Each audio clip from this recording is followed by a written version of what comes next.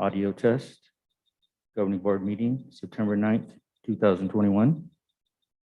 Check, check, check. Audio test.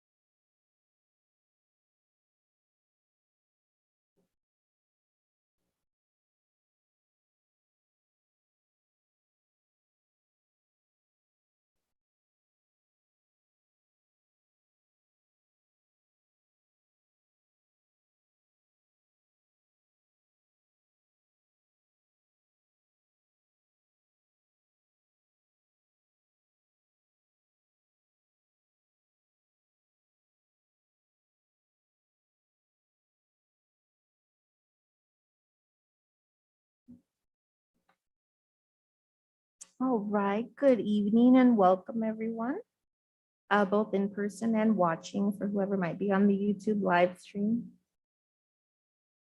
We're going to go ahead and get started in partnerships with the tribes who called Phoenix their home first. We acknowledge and respect the land our schools are built on. We commit to being a strong partner with any and all tribal nations who entrust their children to our schools. We are grateful and honored to be partners. And with that, I'd like to call our governing board study session for September 9th at 6:15 to order, please. Miss Miriam, can we have a roll call?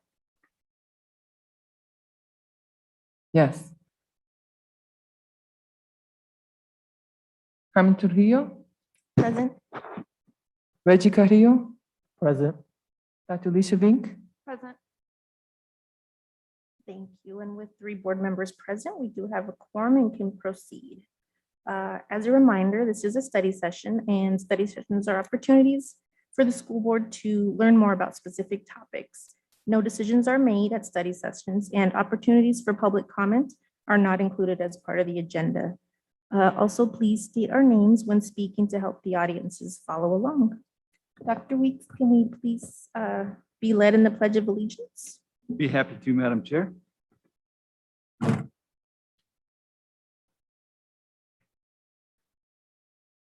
Pledge allegiance to the flag of the United States of America and to the republic for which it stands, one nation, under God, indivisible, with liberty and justice for all.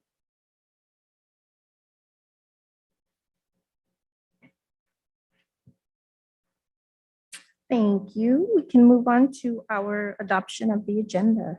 Are there any recommendations? Hearing none, I'd like to call for a motion to adopt the agenda as presented. Alicia being so moved. Reggie Carrillo, second. Thank you very much. Ms. Miriam, can we have a roll call? Yes. Carmen Trujillo, Yes. Reggie Carrillo, Yes. Dr. Alicia Vink, Yes.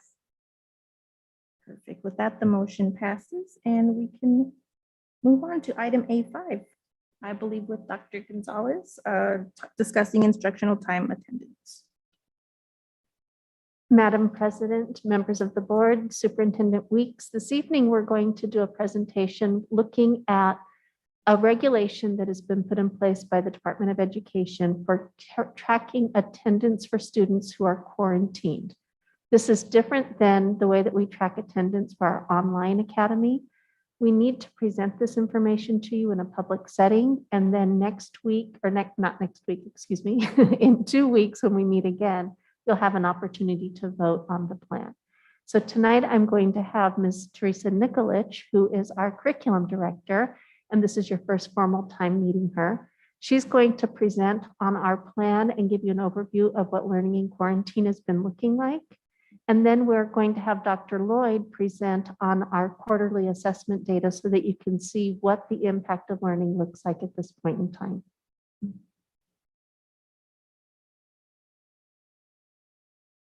Thank you both very much. We're excited to have you here tonight, especially Ms. Nikolic, getting to hear you present.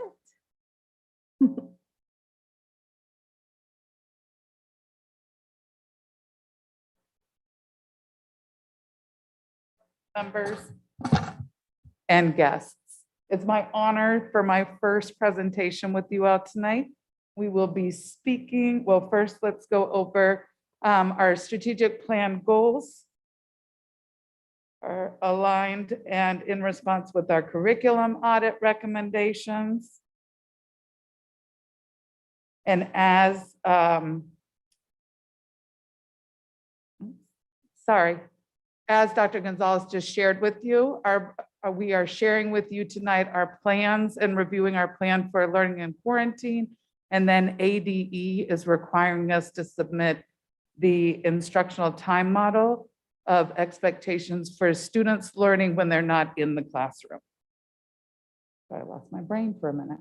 So the instructional time model is what we are submitting, and they're asking us to fully describe the extent to which instruction will deviate from our traditional 5 days, 180 days a year. And they want to know specifically how our instructional days would otherwise be replaced from in-person. And one of the great things that we discovered is that our quarantine plan does directly align, just a couple pieces that we added to it that I'll share. So some key terms that you'll hear us refer to tonight is remote learning, and that is the formal learning that occurs outside of the school. Virtual learning occurs remotely through technology connections. Synchronous is the learning that is occurring at the same time as live instruction is occurring. Asynchronous is the learning that occurs at any time by viewing recorded instruction and the children working independently. And then a hybrid remote learning, which is a combination of in-person and remote learning. So those you will hear as we speak about our model moving forward. So we're going to continue with our model of 100% remote learning. This will allow us to maintain our district calendar. We will use a combination of hybrid, synchronous, and asynchronous in our remote learning plan. And students will have their attendance counted present during remote learning by attending online sessions and submitting assignments. So for ADE, we must follow the requirements in order to receive 1.0 ADM for each student. And the requirements are different by grade level. So it's 356 hours for kindergarten, 712 hours for 1st through 3rd grade, and 4th through 8th have 890 hours. And they need to attend 180 days in 4 subject areas. They do not break down specifics of how much time they need in each subject hour. So our instructional time model will be still the 100% in remote learning. And we already have the 1.5 hours of math, which also includes their MyPath individualized learning to help fill gaps, and 1.5 hours of English language arts, including the iReady MyPath reading, which is their individualized learning path as well. And you have seen those in the prior quarantine plan that we shared. What we have to add on for 4th and 5th grade is an hour of social studies or science. And then we also decided that we would add an hour of special areas. And those opportunities will be through async learning opportunities. So with the social studies and science, they can choose either one of those. And our recommendation within the quarantine plan is that they do social studies or science aligned with their ELA units that they're currently doing at this time. They can also assign a project-based learning unit in social studies or science. So an example is right now we're working on government in our benchmark theme units. And so it's the perfect time that they can either access. We have banks of Nearpods that are aligned with the different units at their grade levels. And we can assign those, or the teacher can choose to assign a project-based mini unit for the time that they're out of the classroom. And then the special areas asynchronous learning, there is a ton of amazing options within the Nearpods in each of the content areas of art, music, and PE. I have also reached out with Teresa Houlihan to see what SALT has created and get them involved. And then they will also, part of those minutes include their 20 minutes of the MyPath that I shared with you before. So kindergarten is expected to be 2 hours. 1st through 3rd grade will have 4 hours of instructional time, and 4th through 8th will have 5 hours of instructional time each day. And this is the 3 options for our remote learning that we shared before. In hybrid, the students will log into their classroom through the video link. They'll be able to observe live instruction in the classroom in language arts and math. Our plan includes direct instruction and the guided practice, and then the children will complete their independent work independently. If the children are working offline, videos will be provided for them, and the children will watch the instructional videos and complete the work independently. Regardless of what model they're using between the hybrid and the offline, teachers are expected to be meeting with them to support them during their time of quarantine. And if we are online synchronous, then the teacher will be guiding the instruction throughout the day. If you want to see the quarantine plan or have questions on it, on our CNI website is the link to go to our quarantine plan that breaks it down in detail. There is also a video that we created when we were training staff.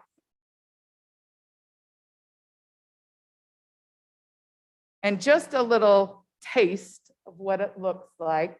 For our K through 2nd grade learners, we were concerned about their ability to navigate Google Classroom and the online materials the way that our 3rd through 8th grade students are able to navigate technology.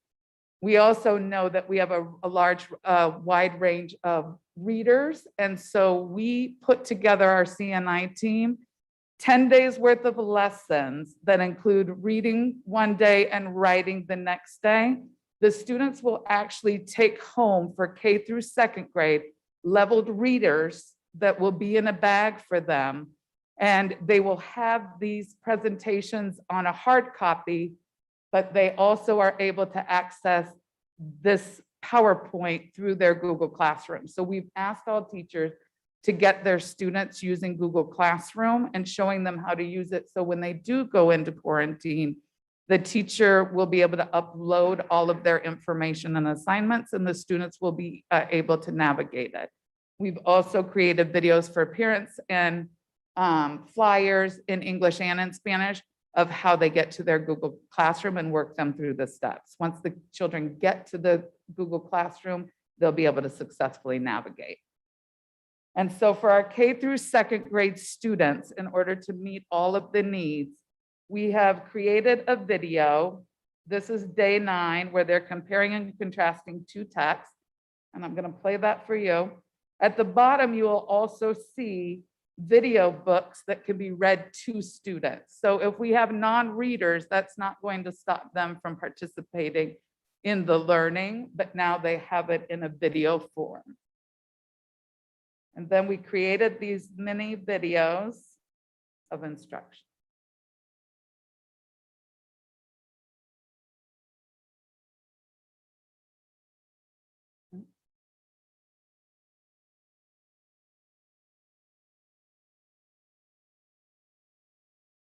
Well, Raphael, my sound should be going. So just hit play and then.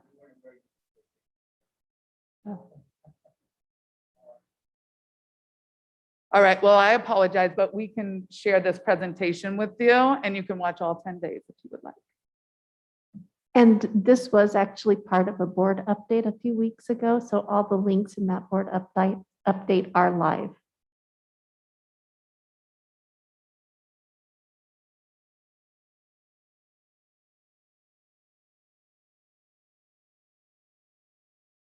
Whoops. I've gotten a little wild. Didn't expect to get as nervous. Interesting. We are also making sure that we're accommodating our EL learners and our ESS students.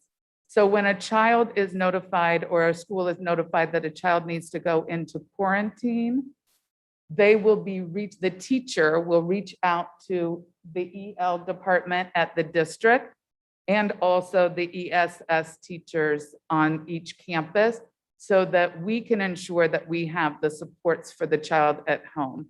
If a child is attending interventions, they will still log into those interventions at the same time. We are trying to be very mindful that whatever we put in place, that we're taking into account a child's EL status or just special supports that they might need in learning. So that could look like if a child is a monolingual, we may assign them Rosetta Stone where they can still do the videos that we've created and watch and the literature through video form and respond to it. But we're also supporting that language development through their program in Rosetta Stone. I also, Alicia also shared with us that they just purchased MobiMax as another option for our kiddos in quarantine that might need some additional supports. And I'm sad we didn't get to see our beautiful video.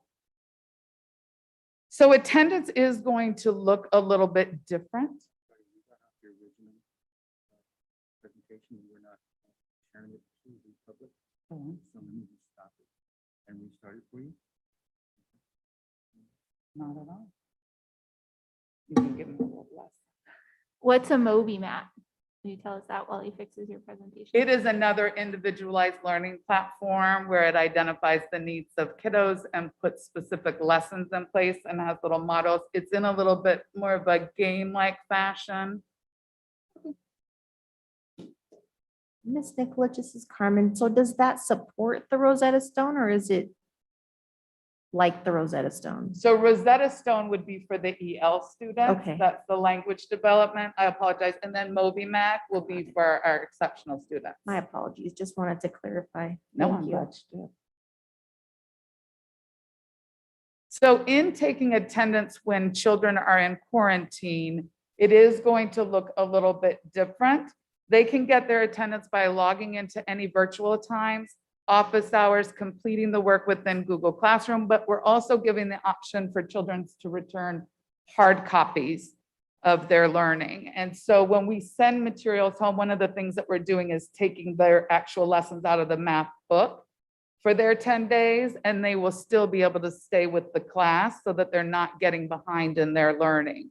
But for some of our children that may struggle with using technology, especially in math, so we're going to be talking about data in a second, teaching math and learning math through technology is difficult, and being able to show your work on paper is a great support for students. So they will have the choice of submitting their lessons assignments online.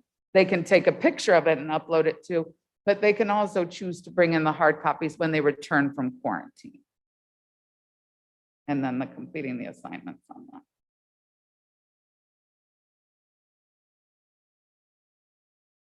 Okay, it's not working with me today. I'll just tell you what it is. For the attendance piece of it, whenever a child goes into quarantine, they will be an identification QIP. The teacher now knows the child is in quarantine, and every school has a system of notifying that teacher, but they'll clearly see it in their synergy as well. We are giving them credit for attending. And when the child returns, if we don't have that evidence, that's when the child will be marked absent. So the reason that we're doing that is so that if a child is working at home independently, or for some reason there's a technology issue and they're doing it through Packet, that when they bring that back, that can be accounted for.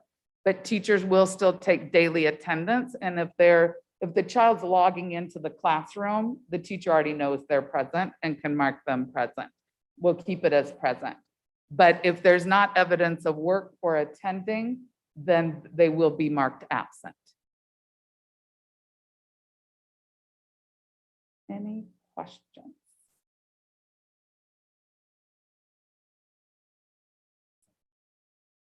That's why I'm not complaining.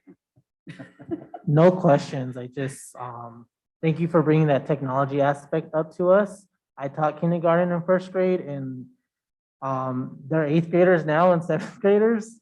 So it makes me do feel a little old, but I did implement that Google Classroom teaching one day in first grade, and it did force me as a teacher to understand that do not place limits on your students, because they can't quickly understand these technological systems, even as they come from a digital world where they're fully immersed in that. And so I think it's great that we're teaching them young, because for me, it was an asset when the pandemic hit. A lot of them already knew how to use Google Classroom because they learned it in first grade, in kindergarten. And now that I'm at a conference right now, but like I can see the notifications when they turn them in, the time they turn them in, and I have 20 notifications on my phone. And yeah, it's a great way to take attendance and for teachers to track that, and it really puts us ahead to the curve of solving like these issues of how are we gonna maintain our ADM. So thank you for sharing that. Thank you. And I was just at a school this week where they were doing blended learning, and they were putting their assignments within the Google Classroom so that children were interacting with Google Classroom. So that was great. And you're prepared. So I'd just like to congratulate you on your first presentation to the I board. was a little rocky beginning. I froze for a minute. Thank you. I'm impressed.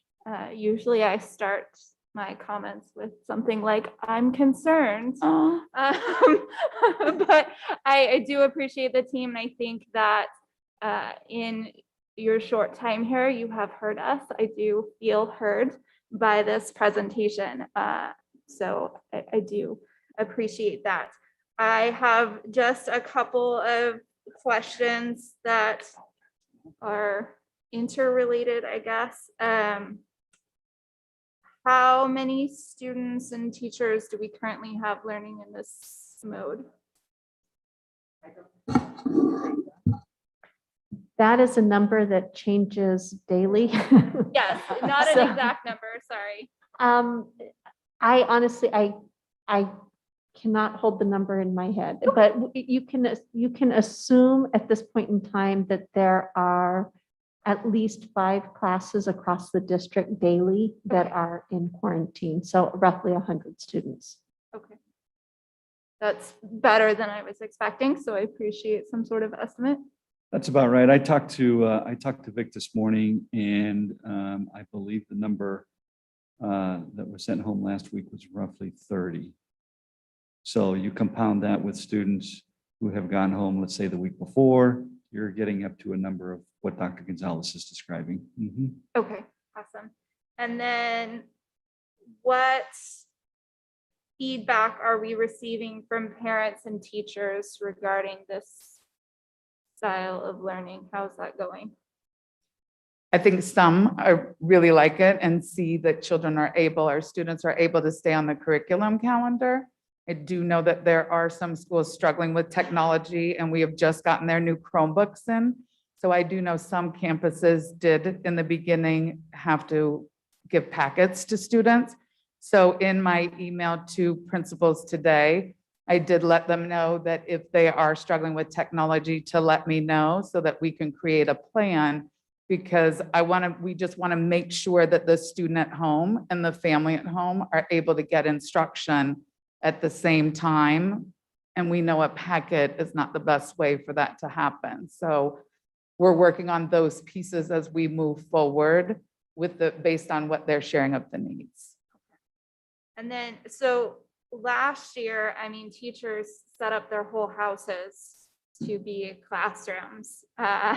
This year, I'm not sure that people were necessarily prepared to do that. So are teachers able to do these live virtual lessons, or are they struggling with that?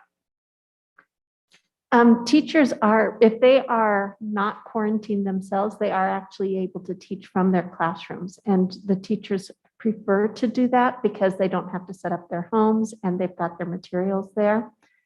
There are some teachers who are at home because of quarantine and they're teaching from home. They are able to access the technologies that they had last year. They're able to move them and use those. And our technology department has been fabulous in helping to make sure that our teachers are getting the resources that they need for that purpose. And then my last question is about meals. How are the students that are quarantined receiving meals? Dr. Vic, Mr. Quintana and I, we were just talking about that this afternoon. Yeah, right now, we're not providing meals when kids are at home. And so it's something we need to, look into, figure out a way to, so we haven't set that up yet. That is a really big concern. And I'll probably bring this up as a future agenda or something later, but I would like to see how we can continue to offer meals in a similar way, but maybe smaller, as we were doing in virtual learning, just because I know there are still so many families struggling in our district area. I agree, Dr. Vink. I think what's different this time compared to last year is that when the students are home, they're home. This time, the students are ebb and flowing between school and home. And so, getting the addresses and following and tracking the students, who's in person, who's at home. But I do know that the child nutrition department is looking at the logistics and working with transportation. And so it's just kind of the rapid rate of information to the operational departments on where the students are and how long do they intend to be at home under quarantine. And with the changes and the fast pace of 5 days and 7 days and 10 days and all the things so that needs to be mapped out a little more clearly. So it's what I'm seeing and what I'm grateful for is that our entire district is becoming nimble. And so there's really no staunch practices that exist anymore in the district. What we see is time and time again, folks thinking outside the box on how to create solutions to problems. And this is another one of those that needs to be solved. But I'm confident that our child nutrition department and our transportation department will figure it out. When they do, we'll let you know. Thank you. I appreciate that. I'm thinking more along the lines of still having a day and a time every week where anyone who needs meals can come and pick them up. And whether we only prepare enough for handful of families, I don't know. But that is just from seeing the community need. But just, I'm glad that someone is working on that. And that was my last question related to. Thank you. This is Carmen Trio. I've got one more question, just really would appreciate some more clarification on what attendance looks like if they're just bringing assignments back. I get that that's what will happen in the future, but what's been going on so far as attendance is concerned? So we've still been following that model. That was the model that we created from the beginning, and that aligns with ADE's requirements. So we didn't change that. The only things we had to change on our quarantine plan was adding the additional time because it had to match the requirements of in-person. So you guys feel good about how attendance has been going and we don't have any issues? Okay, great. Thank you very much. I appreciate it. Madam Chair, I've got a couple of questions.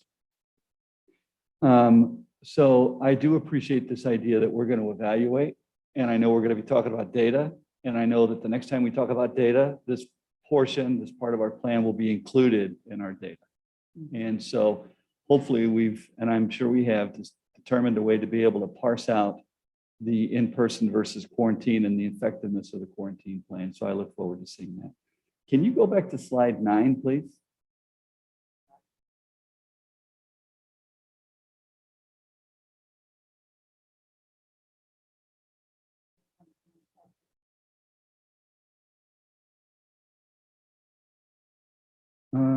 Let's see. Maybe slide 8. Let me see. It's the one that shows the 3 columns in the different modalities of instruction. Slide 11, sorry.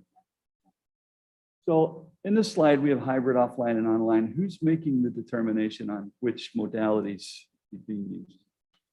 We're allowing the teacher to make that decision based on their comfortability with the technology. So every teacher has cameras in their classroom.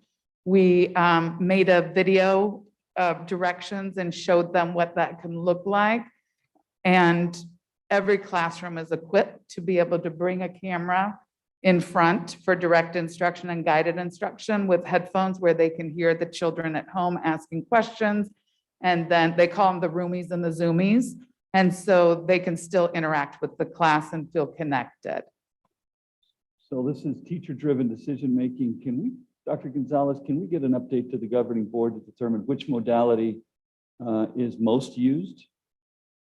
We can work on that, yes.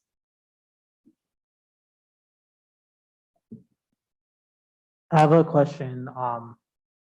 Is it possible too to see which one to connect attendance rates to which modality? Because, and if not, I mean, I know it sounds like a complicated ask, but in the past we've had attendance issues with asynchronous learning. And that was with the half-day schedule, and that was on Mondays. And I know it's different now. We have a different model. And we're back to a Wednesday schedule. However, if possible, I would like to see that to see what the attendance rates look like.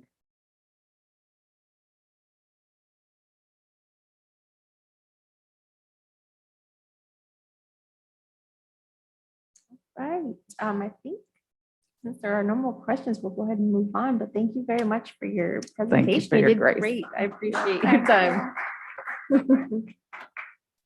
And now we're going to have Dr. Lloyd come up and talk to us a little bit about the learning that we're seeing so far this semester.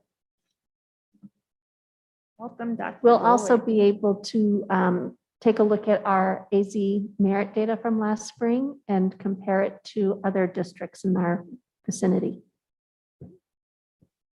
Madam Chair, while Dr. Lloyd's setting up here, I just want to congratulate the governing board on taking the time to have a deeper conversation about teaching and learning. I talked to my counterparts in other school districts, and the ominous conversation continues to be about COVID and the pandemic and safety protocols and things like that. And I'm a big fan of everybody knows that I'm my cornerstone pillar is health and safety. But teaching and learning is what we do in this district. And to take time to have deeper conversations about teaching and learning is something that you don't see in every school district. So I want to take just a moment, throw out a commercial to celebrate you as board members for just staying with us in this teaching and learning journey this year. Thank you very much. Dr. Weeks, I feel like, and since I've spent a little bit of time with some other school boards in the last couple of days now, though, I feel like the reason for that is we have really committed to health and safety. So I don't feel like I need to sit here and have another COVID conversation, because I know that our whole team, our teachers, our families are committed to the health and safety, and that we have gone above and beyond. So that's what I appreciate. I appreciate feeling like I'm able to take the space to really talk about our teaching and learning. So thank you. All right. Madam President, members of the board, it's great to be here with you again today. I'm Grant Lloyd, again, the Assessment and Accountability Coordinator, here to present some data from our initial fall benchmarks. These are assessments we do at the beginning of the year to help us understand, where students are with their learning and understanding what needs that they have, and then plan from there what some of our goals are going to be and how we're going to support them throughout the year. I am going to pause on this slide real quick just to bring up the fact that obviously we want every student to be successful. One of the ways we do that is through assessment, but also not through over assessing. And that's been something that's been brought up various times. I've worked as hard as I could through this past year to really understand why we are giving each assessment its purpose, its need, whether it needs to be there or not. So I am happy to say at this point, we have actually eliminated a significant assessment, Galileo, from our schools this year. So that's something I think that we have reason to success. That was given 4 times a year, and on average for most students that took between 45 to 80 minutes every time, out of instruction. And so I'm excited about some of the changes that we are making and moving forward with to give more time for instruction, also to align and integrate more clearly our assessments with our curriculum and our instruction, right? Because it's very easy to give an assessment and say, okay, what do we see here? But then it's a whole nother thing to take it and say, what can we do here, right? And so that is something that I'm really excited for with some of the data we're going to present from our iReady diagnostics and some of the assessments that we'll have data from this year to help us. Right. So I always like to start with some key terms. We've talked a lot about using a diagnostic. So I just want to make clear that a diagnostic is different than what we were doing with Galileo, for example, because Galileo is only measuring students on grade level standards for this year, whether they've been taught it yet or not. Okay, whereas the diagnostics that we've used at the beginning of this year help us understand where students are along a whole spectrum according to their specific situation. So it's a barometer helping us understand where students are at with their math and reading skills. Another thing that I'll be sharing with you, which is a new report, is a projection analysis of where students are likely to be in the spring come state testing time if they grow at certain rates. I'm going to show you 2 rates that are built into what we can see within our iReady platform to give you an idea of where we could be come spring with certain rates of growth. And then instead of last year, we talked a lot about passing rates, right? Which is meant where students going to be proficient or not on their grade level standards. And today, again, talking about the diagnostic, we're going to talk more about placement. What level are they with in different areas of math and in different areas of reading? And so I'll be talking a lot about if they're on grade level, meaning if they're a first grader, are they currently reading at a first grade level versus are they proficient or not yet with the standards, right? So that's kind of the difference that you'll see in the data and the information that I'm sharing tonight. So I just wanted to front load you with that. to help with some of these shifts that we're making in our assessment. All right, so here we go. This is the data. These are the data from both our reading and our math. The reading you're going to see throughout this is yellow, and our math is blue. So the reading is on the top, and this is a chart. You can, just to simplify it, you can look at green, yellow, and red, right? And the green are the students who are on grade level, either early on, so they're at the beginning of that grade level in terms of their skills and their knowledge, or those little lines just indicate they're further on. They're really closer to already some of the end of year skills and knowledge that they'll need to be successful at their grade level. Then you have yellow, which that's kind of where we would expect most students to be at this point, right? Because they haven't had instruction for this grade that they're currently in. And so that is that yellow. It's one grade below, but oftentimes that means, yeah, they're in third grade, but they know what they knew in second grade, right? And then you have the red, which that is an area that is something that we are taking very seriously, because that indicates that our students are below where we want and expect them to be. And so as you look at those, you can see we do have quite a bit of red. And it's almost identical actually for both reading and math, right? It's right around that 58 percentile. So a little bit more than half of our students are either 2 or more grade levels below. And so that is something that we are aware of and understand as one of our challenges. Make sure that we are able to move students, all across the spectrum, but especially that we are able to support those students. We do see more students, a few more in the yellow there on the math, right? So but we see less students in the green there, right? So we're doing better with having students who are on grade level for reading, not as many on grade level for math, but if a smaller percentage or a greater percentage of students who are ready to move in math into that green on grade level level of performance. So I just wanted to stop there for a minute because I know that was a lot of information, and feel free throughout this. I know this is going to be pretty dense, so feel free throughout to ask questions. I saw Member Bueno. Yes, I do have a question about the students total assessed versus the total students. So that's Oh, around yeah. 700 students. So what Thank are you those for bringing 700 that up. students? I was supposed to start with that just to give some background. So one of the things that I had to do, because we actually did not do, this is grades 1 through 8. Kindergarten, we decided because of where we knew what we were coming into this year, we wanted to give, again, even more time for instruction.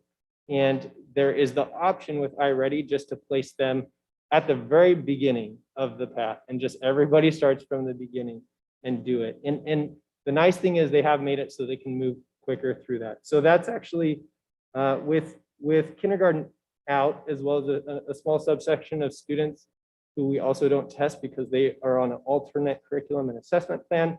We actually only have 4,642 students that we should have assessed. And so we have a 97% test rate. So that is a celebration that we were able to test or assess that percentage of our students. I know it doesn't reflect up there. Unfortunately, I shot these direct from iReady, and it doesn't let you pull out, like the kinder students that we didn't assess. So that's why those numbers are that way. Thank you for bringing that up. Thank you for explaining the difference. I do have a question about how fair is it for us to be testing first graders when they weren't even in our care, possibly not even in school, kinder, because of last year? Yeah, that's a great question. That fairness question is a difficult one to answer, especially with knowing, some of the things that they faced last year. Again, one of the things, this isn't to put them through anything that isn't going to be helpful for both their learning and for our teaching. So why we needed them to take this assessment was to understand, okay, where are you at? What did you get, out of last year and out of anything that you've done so far? Because this information is used One, to set what's called their My Path, which is something that they can use to fill the gaps that they have throughout the year through the iReady program. It also helps us with our intervention and instructional planning to know how to group students so that we can appropriately target the students that need certain lessons that they never got, like you're saying, in kindergarten. And so that's why it was critical that we did it, even for our first graders at this point in the year. Thank you. So I think my only request is, can you send us an update on just second through eighth grade? An update on what? Sorry? I would like to see these numbers, but not including first grade. Oh, not including first grade. Yeah. Thank you. Dr. Lloyd, I have that for you. Okay. Thank you. Can you maybe just tell us quickly what the iReady diagnostic looks like for a kid? Like if the child is taking it, how long does it take? What does it look like? Yeah. So for most students, so it's for math, it's split into 4 different domains. So it splits them up into 4 major areas, right? So they have algebra and algebraic thinking, things like measurement and data, numbers and operations, right? And so it goes through one domain at a time, and it starts with one question that's on grade level. And then if they get that question right, then they do another question that's maybe a little harder. It may still be on grade level, but maybe more something that they'd see later on, in that grade level. If they get that right, keeps going, basically until it establishes a ceiling. It says, oh, in this domain, you can get to here because you answered all of these right. But then when we asked you several more, around here, you started getting them wrong, until it pinpoints basically where they're at in that domain or in that area of math. It does the same thing with reading, a little different because in lower grades, you have foundational reading skills. So with the reading for like 3rd grade, if they answer the first few questions right, and it basically can identifies that they can read, then it doesn't even worry about assessing them on like phonics, phonemic awareness, and high frequency vocabulary terms. It just automatically says, well, if they're already reading, then we need to assess them more on vocabulary, and then it assesses them on informational text and literature text and their comprehension with those. And so then it does the same thing with them. With the lower grades, it does give us that information of how are they doing with phonics, phonemic awareness, and with high frequency words as well, to help us with those foundational reading skills. And the system itself, I think for the little kids, it's set up like a video game-ish sort of So thing. they go through that domain, and it is pretty colorful. It looks more like a video game, yeah, in many ways. When they finish a domain, you may have seen one of your kids get a brain break, which sometimes is it is an actual little game for them to do, because the diagnostic in each domain ranges between like 12 to 16 items, right? And so just to have a break between each one of those sections. And we've also, given guidance this year, you don't have to do it all at once, especially for younger students and even for older students. They don't want to sit through even, more than 30 minutes of having a test if they don't have to, right? So that is a nice thing about the diagnostic is they could split it up and do it over various days to deal with that.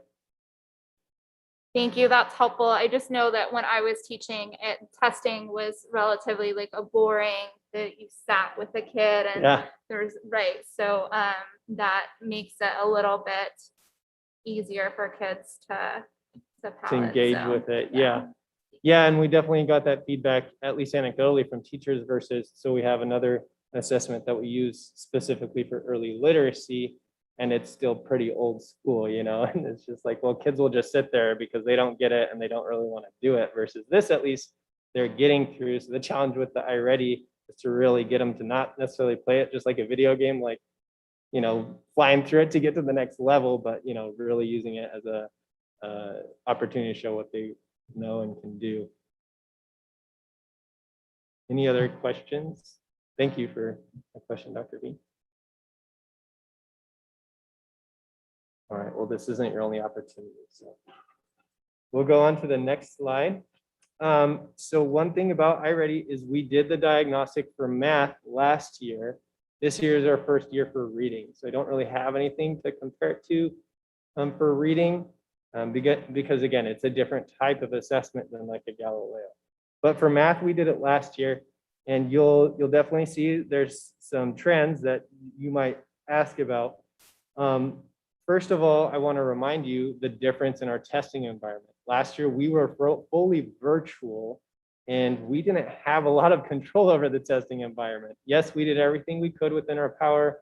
We tried to do everything that was recommended, both from the vendor iReady, as well as what we learned was helpful from our partners such as at Akisa. But even so, we didn't have a lot of control. So with that, there's definitely from what I can tell, some inflation with our scores last fall versus this fall. And then also we just know that across the state last year, math was just harder to teach virtually, right? And we were fully virtual, probably, I don't know what the percentage of our instruction, but it was a large percent, right? We didn't go back until March.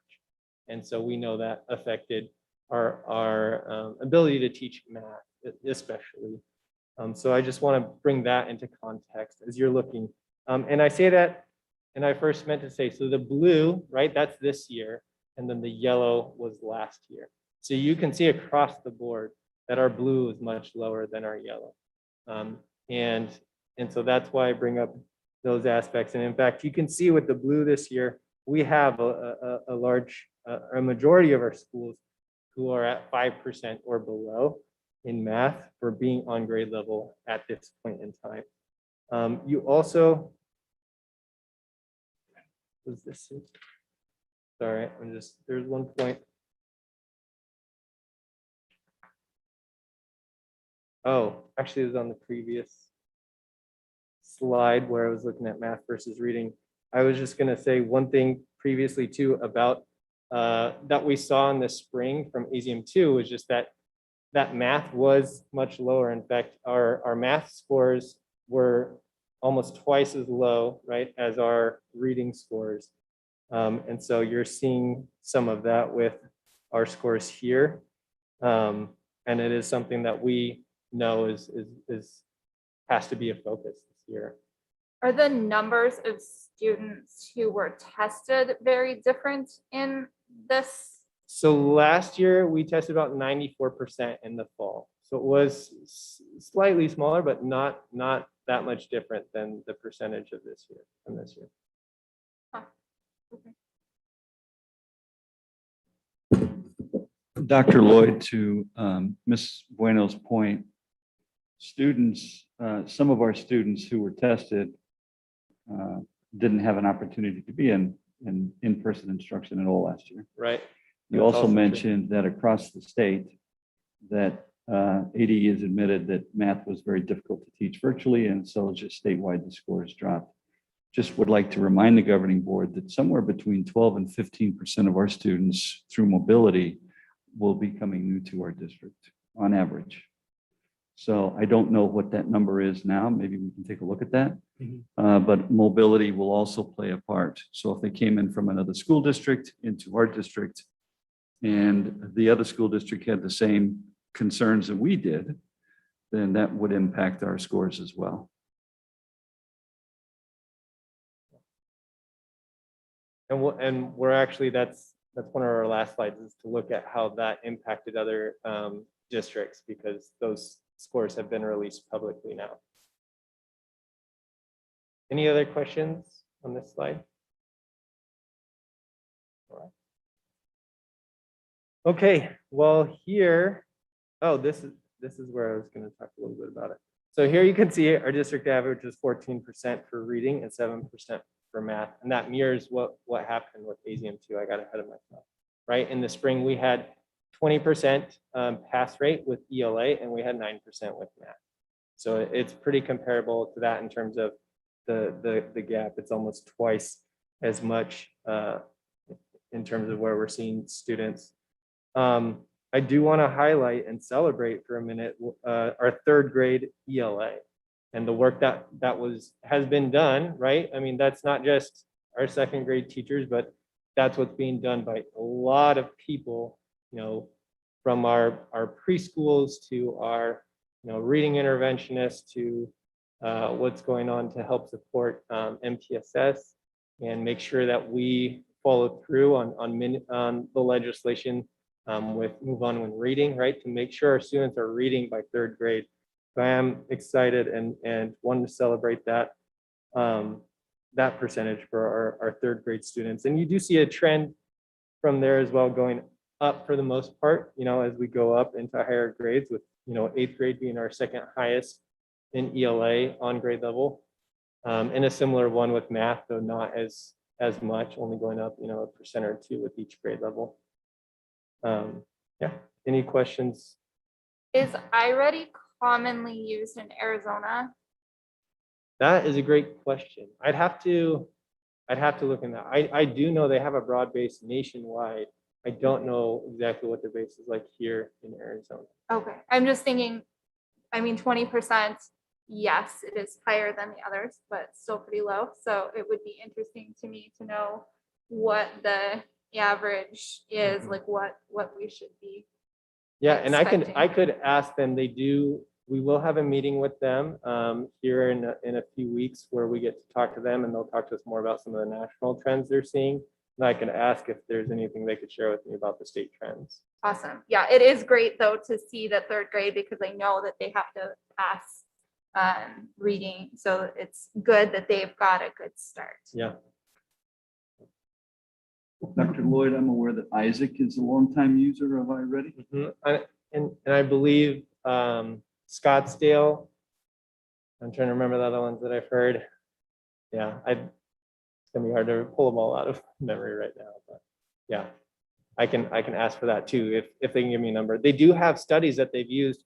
For example, this projection, some of the projection information I'm going to give you, as well as their correlational studies, were done with just students that have been tested in Arizona. So they have a strong enough base here where they can do correlations and help with projections for our state assessments. Would you happen to know what the impacts of what the impacts are for students who are not on reading level by third grade? What those consequences are? It's just something that I'm thinking about. So for students who don't end up reading by third grade? Yeah. Yeah, so the state law says if they don't make sufficient progress based on both ASEM 2 and then as well other approved assessments that they say can accurately tell us whether they can read or not, that they should be retained. That's what the law says. And then more broadly, in terms of like life consequences, do you know, just to like have that sense of urgency. Yeah. For this. There is a huge sense of urgency, which is why the state passed the Move On When Reading law for third grade. After third grade, you shift from learning to read to reading for information. And so if you don't have reading fundamentals down, reading for information becomes increasingly difficult. And when you can't read for information in upper grades, it affects learning in science and social studies, even in mathematics. And so what you see are students fall farther and farther behind in all content areas. And when they tend to fall so far behind, you see increased dropout rates. Dropout rates lead to all sorts of other societal problems. So that's one of the reasons there is that sense of urgency of getting our reading scores up by third grade. Thank you, Dr. Gonzalez. Can you remind me, the last 2 years though, that wasn't a requirement where third graders couldn't? So the requirement can't be waived, but there are exemptions, right? Where if they do summer school, complete a successful summer school program and show adequate progress, that's one. So that's one we've always done, is anytime that a student shows up as being flagged for not being at grade level and being able to read, they're invited to come to summer school and participate. And it was very successful last year, and it's also been successful this year. Another thing is, if, again, going back to the state assessment, they understand this can't be the only piece of data that we use for it. So they also say, other approved, state approved assessments such as iReady. We could use iReady data to say, well, this kid, we are showing that he has those foundational skills. Yes, he's not able to fully demonstrate he can comprehend some of these literature texts or these informational texts, or he doesn't quite have the vocab that he needs yet, but has made significant progress with those foundational skills. So we can go ahead and move him on. So in the last 2 years, none of our kids were held back for reading then? This last year, no students were. Okay. I am unsure of the previous year. Oh, I guess just the last year, right? Yeah, Okay. just in the last year, but we did have a large number of students who would have been held back, but because they participated in our summer reading programs, they were able to be moved forward. Okay, and so the summer reading program, then we just use that as an alternative. It doesn't necessarily mean that they were on level when they. That is correct. It's a stopgap to help keep them on grade level or as close to grade level as possible so that they're not falling too far behind, but Okay, we still have to provide interventions and supports to those students. okay, so help me out with this. This is where my head is going. If I look at maybe our 6th graders or our 7th graders, and we've got 12% and 15% on level for reading, how did those kids? Well, that's on level for being able to comprehend and understand vocabulary at their grade level, not necessarily that they can read or not. Does that make sense? Okay, So some of them could be at a kinder level and need phonics and phonemic awareness and so forth, but most of them are not. They are reading at they're either at a 3rd grade level or above. They placed on at a 3rd grade level or above on the iReady diagnostic, but there are some, okay. that do need that significant intervention to help them learn to read still. So often what we'll find is that through this process of working with students and putting them through additional programming to see what their reading difficulties are, we can sometimes identify that they're a special education issue. And so then the students are on an IEP. If a student is on an IEP, we don't hold them back. That's part of the requirements in the state law, is that we continue to work with the student to meet their particular educational needs. But part of the reason that we like iReady is because it does provide very specific diagnostic instruction for students, so that when we recognize that they're having reading difficulty, we can identify specifically what it is. To Dr. Lloyd's point, if it's phonemic awareness, now I can target phonemic awareness lessons in iReady for that student. So the student can continue to grow, but also get backfilled on reading content that they might be missing or something that's keeping them from being able to progress beyond a 3rd grade level. Okay. I think I'm just thinking that, say this year we're in person, our 3rd graders, theoretically, the vast majority of them should be at level in order to move on to 4th grade. So next year, when I look at 4th grade data, beginning of the year, we should be very close to on level, right? That is what we're working towards. Yeah, we're working towards that. I will say again, so the diagnostic is helping us identify both whether they can read as well as their skills with different tasks with reading, right? And so some of this saying that they're on grade level may mean both that they can read and they can also perform certain tests that they need to. Obviously, we want both, right? Yeah. We need them to be able to read and to perform the tasks that they need to be able to do on that grade level. But because they're not on grade level wouldn't necessarily mean that they can't read. But that being able to apply a specific reading skill to assessment like this can be challenging for in many ways. Okay, so are you saying the tests are not aligned? Is that what I'm hearing? Like iReady and the test that AZ Merit, right? That has them move No, on to I'm 4th saying grade are they're not the same. No, I'm just saying that they're assessing multiple components, right? And AZM2 focuses specifically on how well they can apply reading skills, Okay. whereas the iReady is helping us identify both how well they have foundational skills and can read, as well as then how can they apply certain reading skills, right, to different texts and to identify vocabulary and so forth. So the diagnostic basically gives us an added measure. It gives us understanding of whether or not they can read, whereas AZM2, I mean, it can in some ways, but it doesn't diagnose for us, well, are they not able to answer those questions because they don't have the comprehension skills or because they can't read, which that's what the diagnostic is doing for us. Okay, thank you.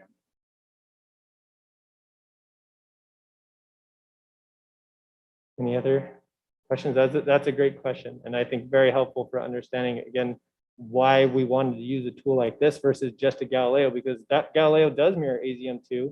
So it can tell us, yeah, the kid doesn't have those skills yet, but doesn't quite help us identify and diagnose.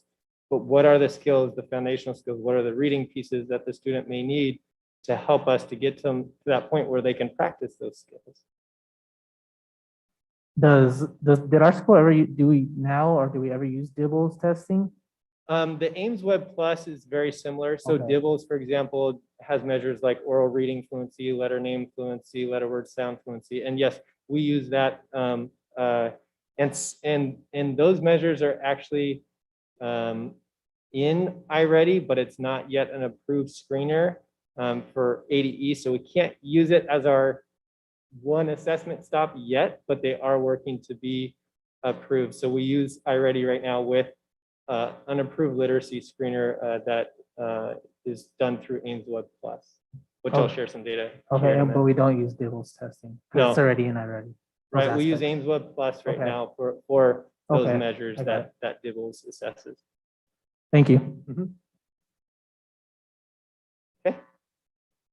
I did want to share the breakdown by group for math and ELA reading. Again, the ELA is yellow and math is blue. And we see here some of the same trends that we've seen that you've seen in previous data presentations that I've had, where we do have students who receive services oftentimes are much lower, for those who receive English language and exceptional student services. And that's an area that we continue to focus on. We also see here, you can see some of the differences between ethnicities as well. And that is also something that, was identified in our curriculum audit that we continue to plan and target as well. At the bottom, just so you're aware, you can see the actual numbers of the students who tested in each one of those groups. In case you're wondering how many students who receive English language services tested, that was 779. How many students who receive exceptional education services, that was 507, and so forth. Any questions? These data. It's concerning because we see that there are gaps here in these statistical numbers. I'm just thinking of like, what kind of equitable intervention supports are we providing to these students? Yeah, but what kind of equitable intervention supports are we providing to the Hispanic students, or African-American students, or Native American students? All students are eligible for interventions based on the reading difficulties that they face, regardless of their ethnicity. Our EL program has specific interventions that are geared for students who are second language learners or who are learning English, so that's a little more specific. We're also working on culturally relevant practices in the district so that we can start addressing some of our tier 1 or first level instruction interventions directed toward more culturally relevant practices that will impact learning for all students.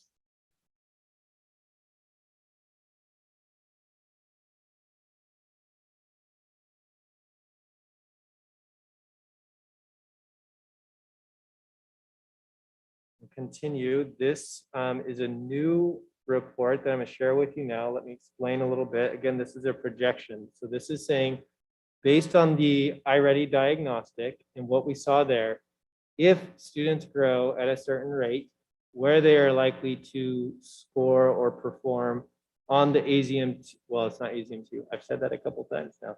It's actually now the AASA, the Arizona Academic Standards Assessment. I'm not going to pronounce it. I'll just say AASA. And that's the new name for the AZM2. It's just a new name. It's going to be the same questions. It's the same item bank. It's just going to be done on a different platform than it was done previously. So the test should not change much. The only real change that we know of is that in third grade, they will have a short oral portion added, and then the writing is going to change somewhat. And there will be actually a writing field test in January to help prepare students and for them to calibrate and make sure that the writing assessment goes as it should in the spring. So the other thing I should point out here is there's two bars here. In this case, we're looking at a lighter blue bar, which refers to typical growth. And how iReady calculates that, they just take their whole national sample and they look, okay, depending on where a student placed, how much should they grow based on the median. So they went right to the middle of, if this kid was an 8th grader, he scored at a 4th grade placement level. This is how many other 8th graders at the 4th grade placement level, this is how much they grew for the last, I think they used 3 or 4 years of data. And they said, okay, the median for that is here. And they selected a point. So it's just the middle of the road. Like if they grow basically the middle of the road for where they're starting, this is where they should end up. So that's the light blue. And you can see, I'll just speak to that for a minute. If we were to just get that typical growth this year for math, we would surpass our 2020 scores by 4% for the district. And almost every single school would increase several percentages. And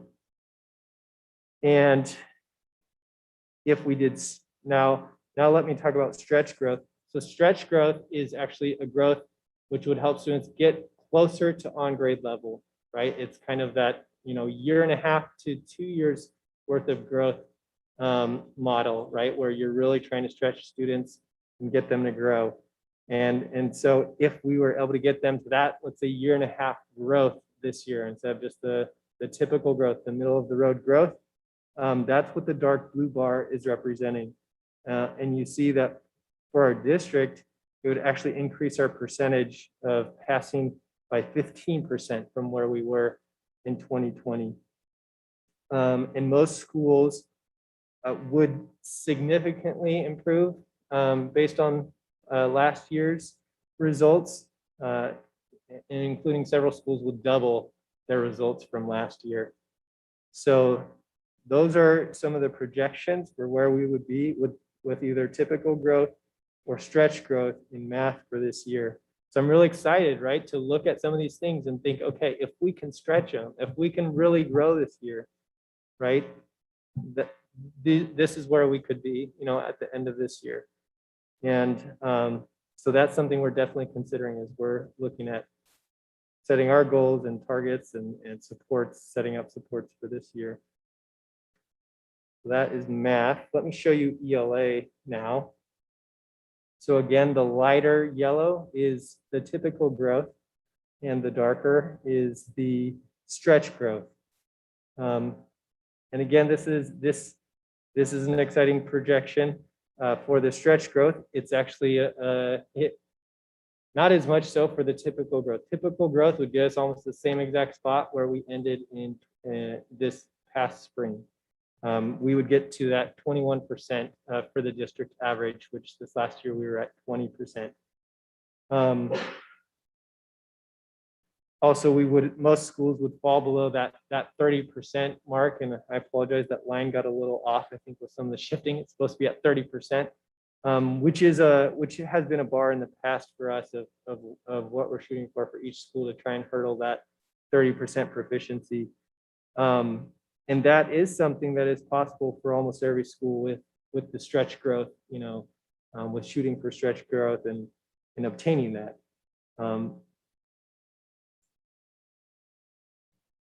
And I think that's all I had to say and show from these projections. Any questions about those?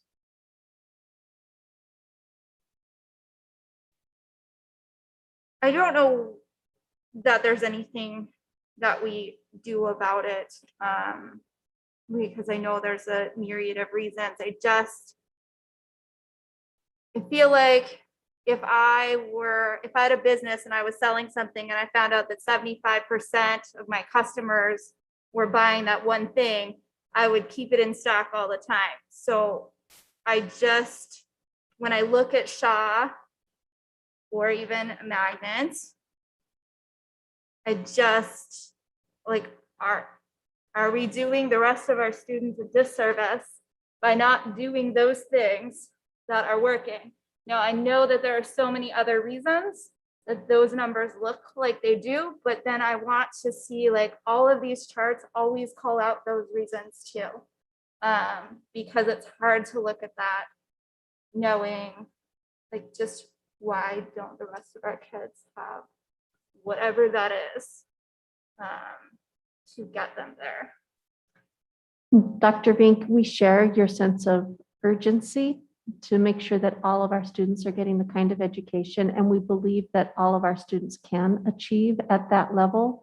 And I think that's an important reminder for all of us.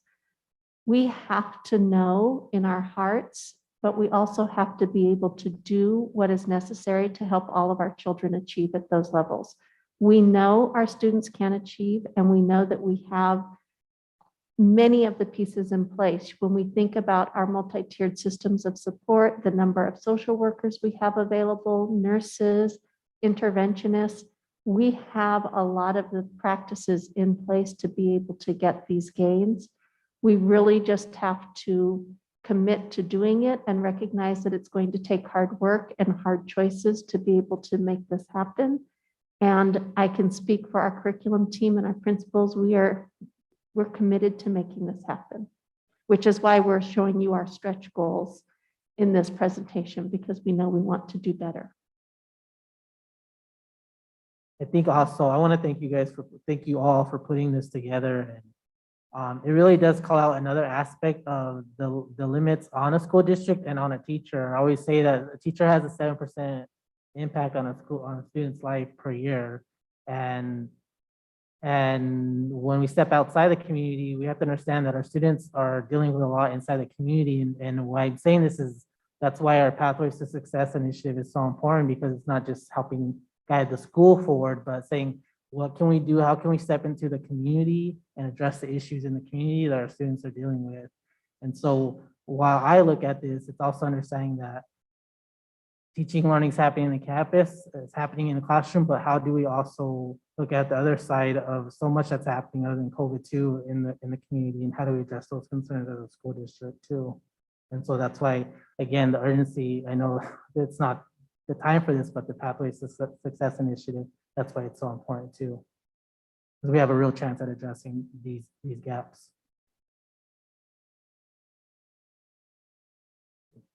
I appreciate the comments by the board.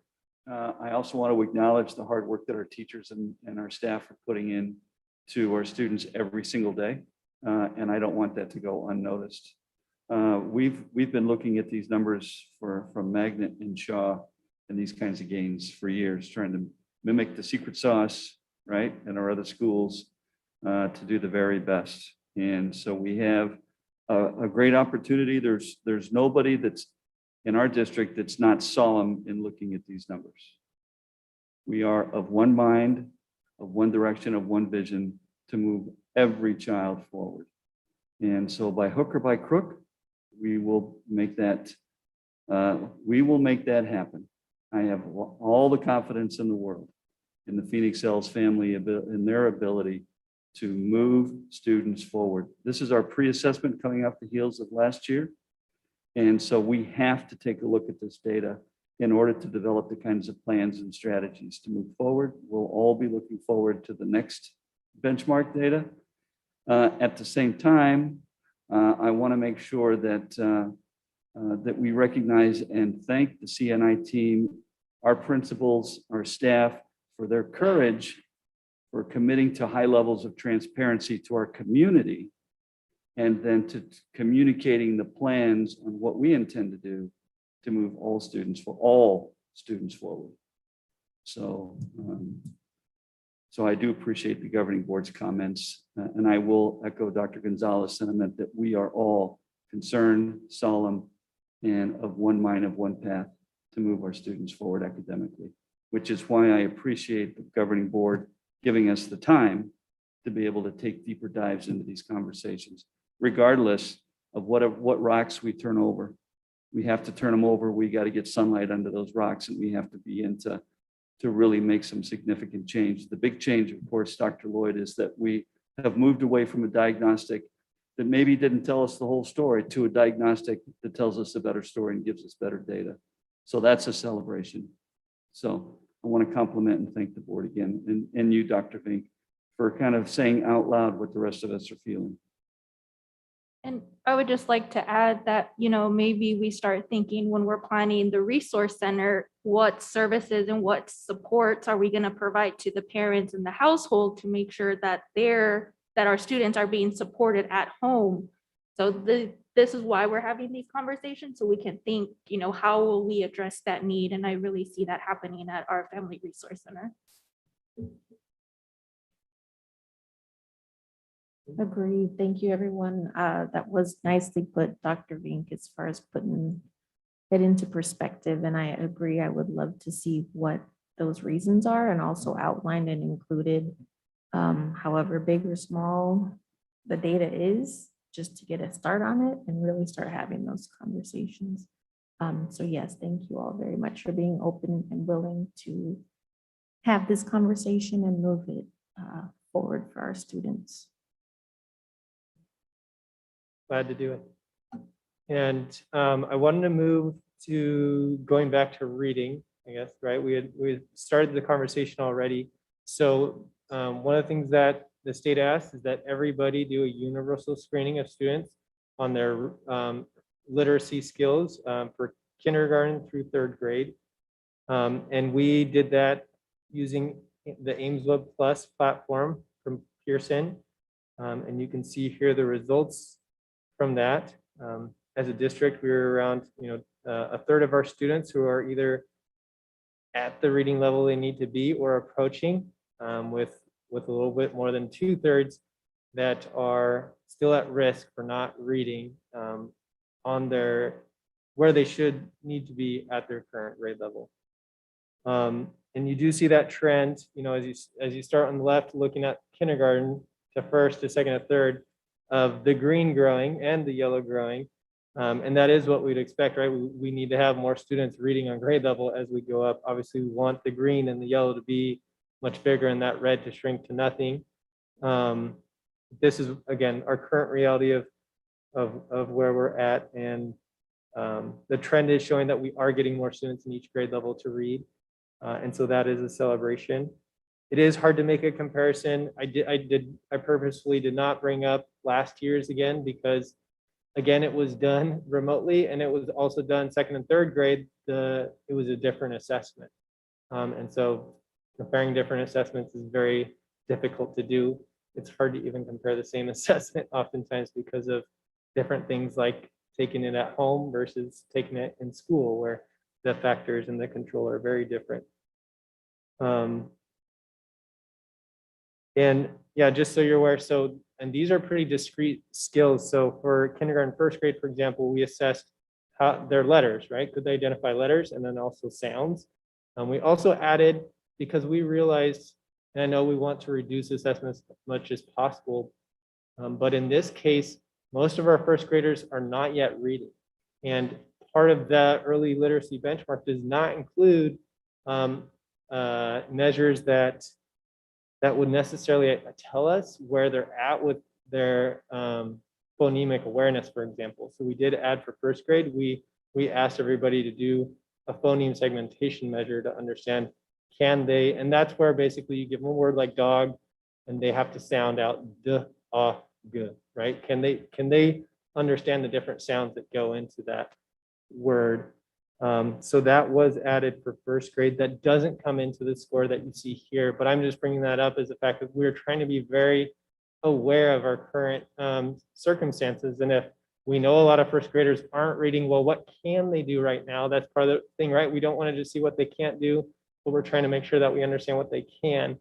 And that again is why we do something like a diagnostic to understand, well, what can they do? Sure, this Galileo could tell me that none of them could do this, but what can they do? So I appreciate the asset-based assessments that I think that we are moving towards and trying to align ourselves with.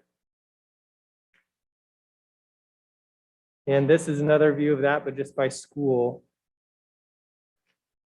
And we see that several schools have around 3/4 of the students who are not yet in the green, and several who have 3/4 of their students in the red.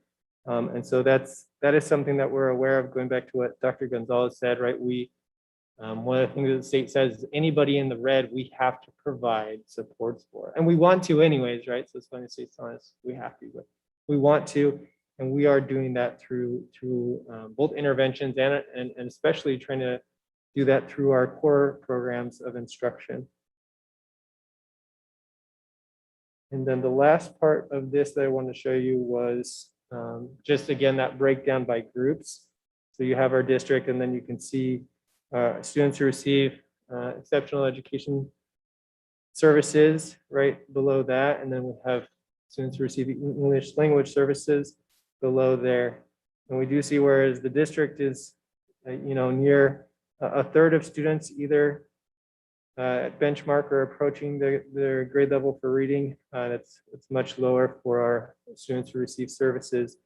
Though we do have more students reading. So that is a good sign. We do have more students reading overall. Again, though, they're not necessarily reading with the skills that they need to, right, to be on grade level. And so that is something that the diagnostic is helping us to understand in addition to this data that we have here. Any question about that data? And again, these all came from the Aimswell Plus fall benchmark that we gave to our K-3 students.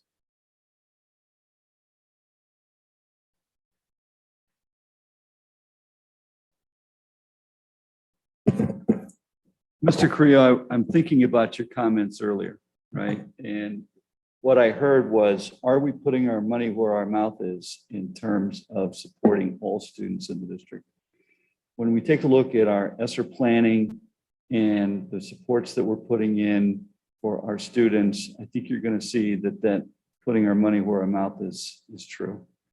I want to thank Mr. Quintana, I want to thank Sherry Zeeb, and I want to thank the team for helping us manage and helping guide our work. I also want to thank our folks who helped develop our equity plan to help us guide our work. And so I had an opportunity to talk with one of our EL folks this morning about their sense of urgency in moving the needle for our EL students. So I just want you to know, Mr. Carrillo, that we are all in to assigning those supports and making those resources available and guided in strategic and responsible ways. Thank you, Dr. Weeks. Dr. Weeks, since we frequently look at past data, though, how is this? I'm sure it's not a new commitment to providing these resources, but what is the difference to us saying we're providing these resources, we're all in this year versus past years? What we have, and I'll defer to Dr. Gonzalez for some of this. What we've done is we've beefed up our EL program, our EL team, and we've supplied our sites with interventionists, right? But I will say that intervention is not a sustainable system, that we have to get to solid tier 1 instruction on the daily instruction of our relationships, our professional relationships between our teachers and our students, and to drive that academic instruction every day, right? But in using ESSER funds, we do have lots of interventions in place and interventionists in place. And Dr. Gonzalez, I'll defer to you to some of the additional things that we've talked about, including technology and some of the other things that we're building in. So in answer to your question, one of the key pieces, and this comes back to our use of data, And the fact that we're using diagnostic data so that we can really understand what the root problem is. So we're not just bandaging an issue. Instead, we're able to see specifically what it is and then treat that issue. The data really helps us. And so Dr. Lloyd and other members of the curriculum and instruction team have been spending a lot of time with our school principals and our reading interventionists, our EL interventionists, and teacher leaders in understanding how to use that data and then design instruction that is targeted based on what the data is showing us. The same sort of attention that you saw in designing what learning in quarantine looks like from our CNI team is the same level of detail and specificity that they're putting into helping teachers plan lessons based on the kind of data that we're seeing, so that we're being very, very targeted in our response.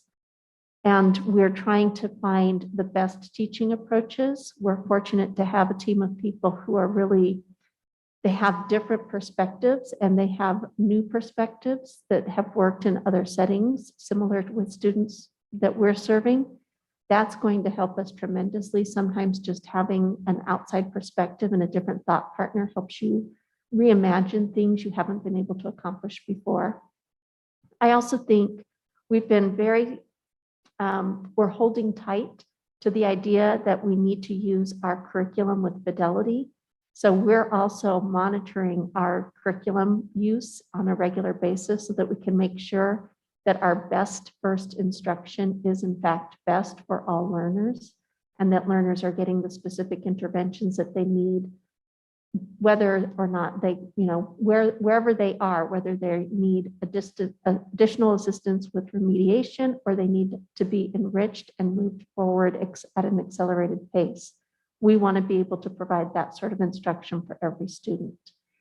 In addition, we're doing a lot more with technology and using technology resources to really target and fine tune. We talked about Rosetta Stone for our ELs. We're also providing opportunities through our Family Engagement Center to make sure that we have Rosetta Stone available for families to use and technologies to help them as well, so that we're all working on building that dual capacity for everyone to be able to achieve at the highest levels and to come together. But it starts with addressing the data and looking at the data and understanding why is the data showing us this? And then what do we do differently because of what we see? Thank you. I think you mentioned that the CNI team is pushing into schools. Is that happening in a way where we're spending more time in areas that need more time? So our push into schools is a coaching model to help our principals understand how to identify great practices. In fact, earlier this afternoon, we were reviewing one of our visits to Lowell Elementary, and they have somebody working with their teachers where the teacher is doing a lesson and the coach is there to say, hold on a second, let's get back. You said you were going to focus on this. Let me show you how that looks, and actually guiding the teacher in doing that. What's remarkable about that is two things. First of all, it's a teacher who's willing to say, I'm not always the expert, but I can learn. And modeling that for her students is incredibly powerful, because now her students also see, I can ask a question and I don't have to be expert, but I can learn because my teacher can learn as well. We also have somebody who's giving strategies that are such great strategies. We want to replicate those strategies across the district to be able to say, when you pose a question like this and help students break down the components of a question and how to respond to that question, this is what it looks like. We can make a video of that and then share that across the board. Ms. Nikolic is talking about working with her team to provide a key strategy, and we're calling them, the Big Bang strategies. But what it is it's the type of strategy that will help you be successful in a math problem, in a reading problem, in a social studies problem. But there's a specific strategy that we will teach, and people can practice that strategy, refine that strategy, share examples of their student work from before they started the strategy, and then share examples of what their student work looks like after that. And each month, there will be a new strategy that we introduce to help build that sort of practice. So when we're pushing in as treasure hunters so that we're looking for what are the great things that are already happening because at every one of our schools, we have those great models. How do we build on those great models and replicate them across the district so that we don't have islands of excellence in a school or schools that are islands of excellence, but instead that becomes the culture of our district? It's exciting. It really is. I've had 2 experiences this week that just, got me super excited because especially with last year, I wasn't able to go into schools, right? So this year I'm like, awesome, I'm gonna meet with you guys and I gotta do the data with you now, it's not just me and Zoom land, right? So it is really exciting and I appreciate this work and I'm grateful to be a part of it. Just want to share that. Any other questions before we go on? We do have one more quick section, just 2 more slides. But this is really interesting stuff, the next 2. So I really want to take a moment to talk about this. So the first one is, these are points that we get based on the state has a rating system, right? It's an A through F letter grade rating system where they grade us on different components, right? There's proficiency, there's growth, acceleration, and readiness. There's EL, and there's also, okay, the 5th one. Help me out, Dr. Gonzalez. There's one more, can't remember off the top of my head. These all combine, like Captain Planet, to give us our points. This year we don't get a letter grade. The state didn't even put out, anything, and they specifically said don't try and calculate one because of what happened last year, and so there's no way to equate this to what's happened previously. So I just wanted to come sharing what the points were that we were able to get so that you could see that. So that, and this is something also so that we're aware, right? We're aware, and again, to reiterate what I talked about in the spring when I shared ASEAN2 data, when you're looking at things like this, it's really hard not to make comparisons, but I would ask you not to between schools or even between years, right, for a specific school, for many reasons.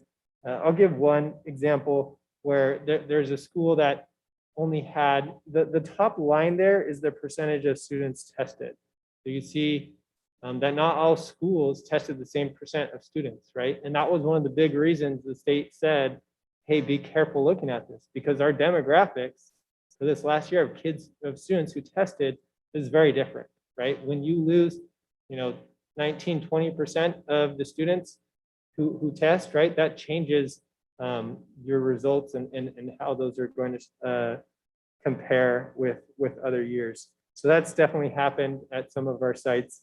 And then also, again, even with everybody being virtual, the virtual, right, just like in in-person school is very different, right, across our district for schools. So I just want to share that and say this doesn't equate. And also, when the state does letter grades, not that they're going to do it this year with these data, but like a 77 isn't your typical, like that's not a C, right? That's the cutoffs are very different for the letter grades than your typical A through F, letter grades that you're probably used to, right? Like a 90 through 100's an A kind of thing.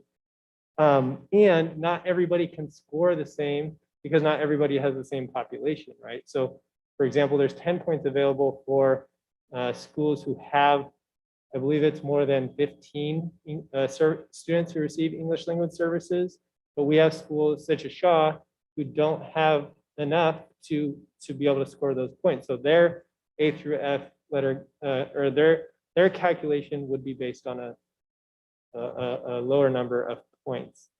So that as well is something to take into account when you look at these data and this point total for this year.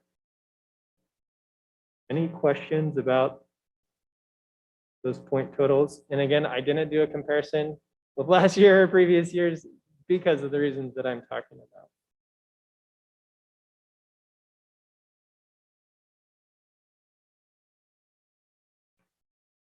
All right, well, I do want to go to our last slide, which I find to be a celebration in many ways. So the state released scores for the spring tests or assessments. One thing that's a little different, you may say, oh, these are a little different than what I remember from the spring. You probably don't, but I remember. And they're a little different because it's the percentage of students who took both AZM2 and the alternate assessment, which is for students who have a specific, that specific accommodation written into an IEP, their individualized education plan. So it is a little different though, very minimally. So the reason I think we have to celebrate is you can see with some of our districts that tested a similar number of students, such as Roosevelt, Creighton,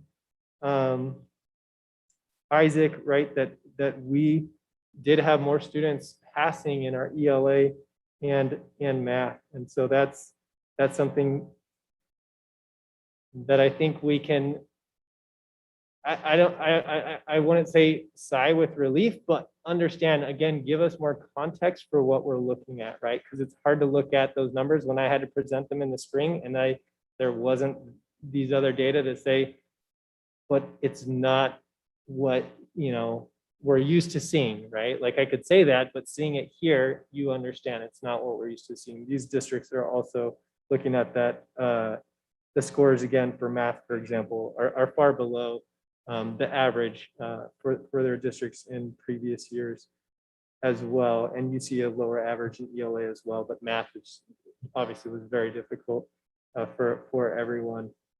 So I just wanted to celebrate and end with this slide. And if you have any other questions or comments, feel free.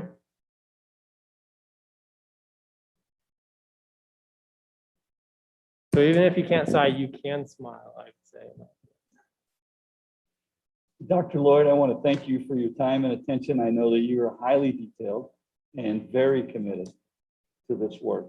And anytime we get an opportunity to celebrate you, your team, and the full transparency with which you provide data, I think that's a huge celebration. So thank you. Thank you, Dr. Agreed. Thank you, Dr. Lloyd. Madam Chair, members of the board, as we take a look at this slide 29, I would just like us to be reminded that we are a family of public school districts. We are servants of our community, a collection of teachers, bus drivers, staff members, serving our various communities. We are a collective of folks of school districts who are committed to this work. We celebrate Phoenix Elementary. We know we can do better. We will do better. And at the same time, we support all of our brothers and sisters in education as they work through doing their very best for their communities as well.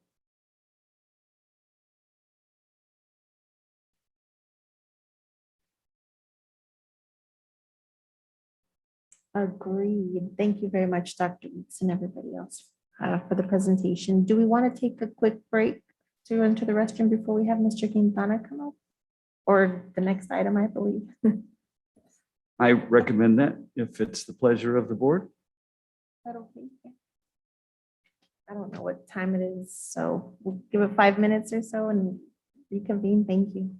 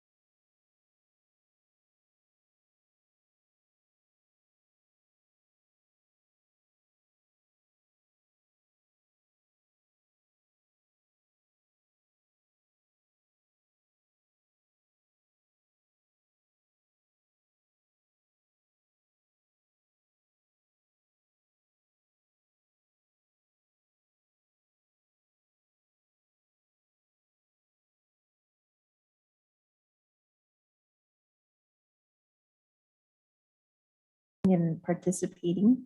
We'll move on to item A6 for performance planning and evaluation with Mr. Quintana.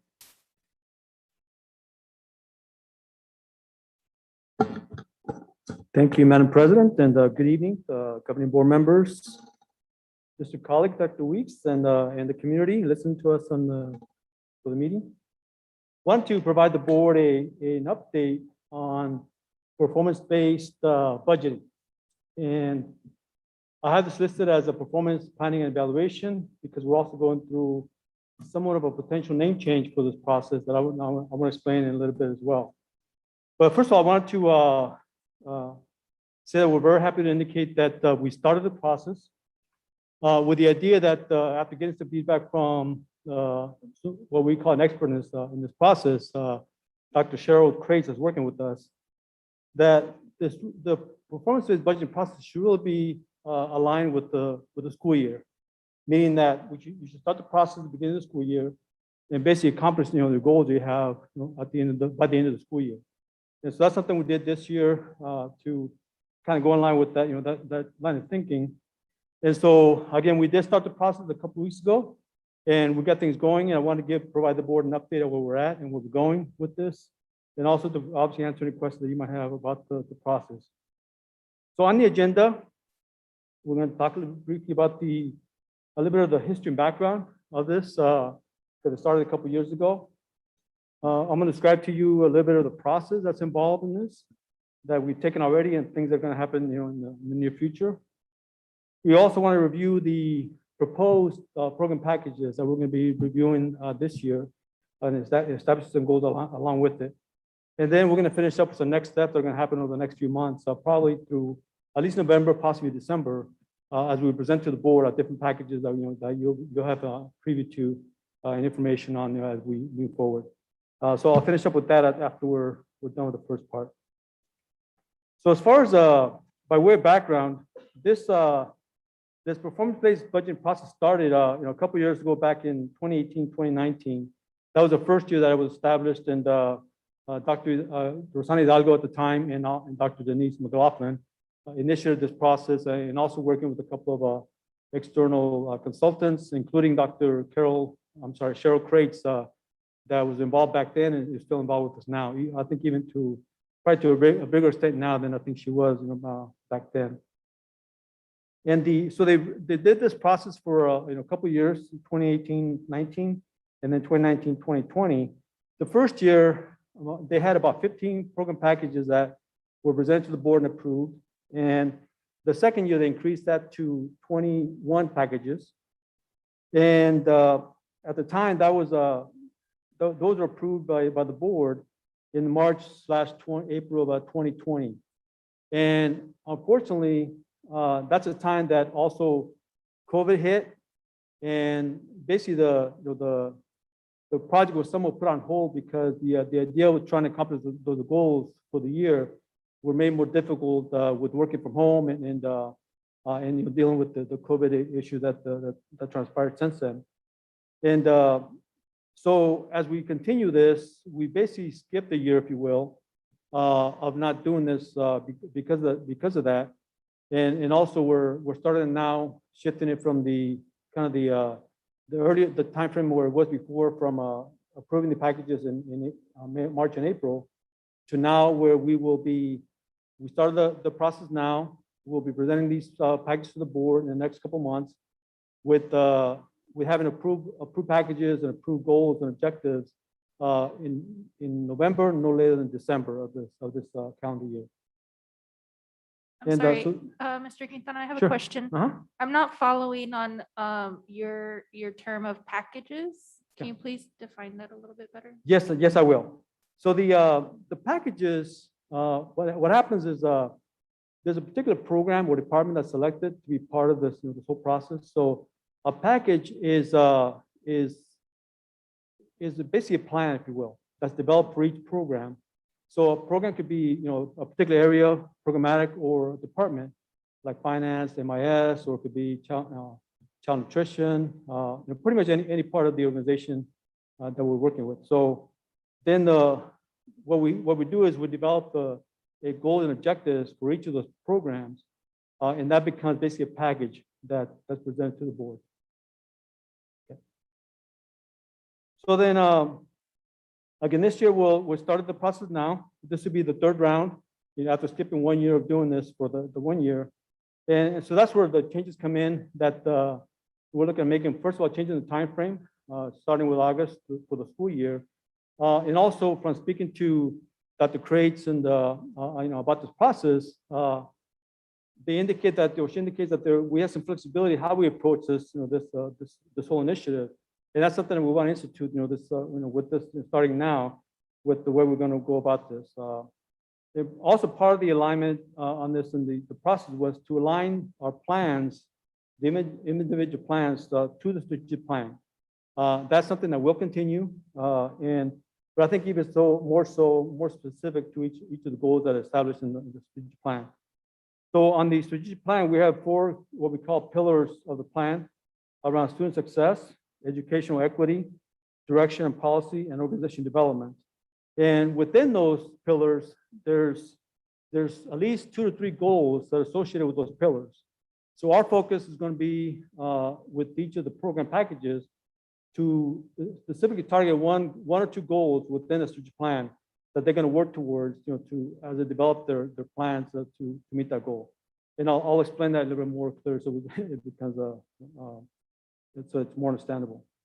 And then, but also we wanted to kind of change the approach a little bit, being that the first couple of rounds, because of the situation that we're under at the time, where the first couple of years we're basically in a cost-cutting mode because of declining enrollment. We had we were over budget, those particular years. So we want to find some ways that we can actually cut our expenses for the year. And that's the reason why the first couple of rounds that we went through this is really more about budget cutting than performance. And so that's one of the things we want to change going forward is that we still want to be about fiscal efficiency and fiscal responsibility, but also we want to have a more stronger sense of performance and meeting challenges and goals that we want to set for each of the, first of all, for each program package, and obviously for the district as a whole. So that's one of the things you'll be changing, that you'll see changing here, that there's going to be less emphasis on cost cutting, but more emphasis on performing and meeting goals that you want to set for your program.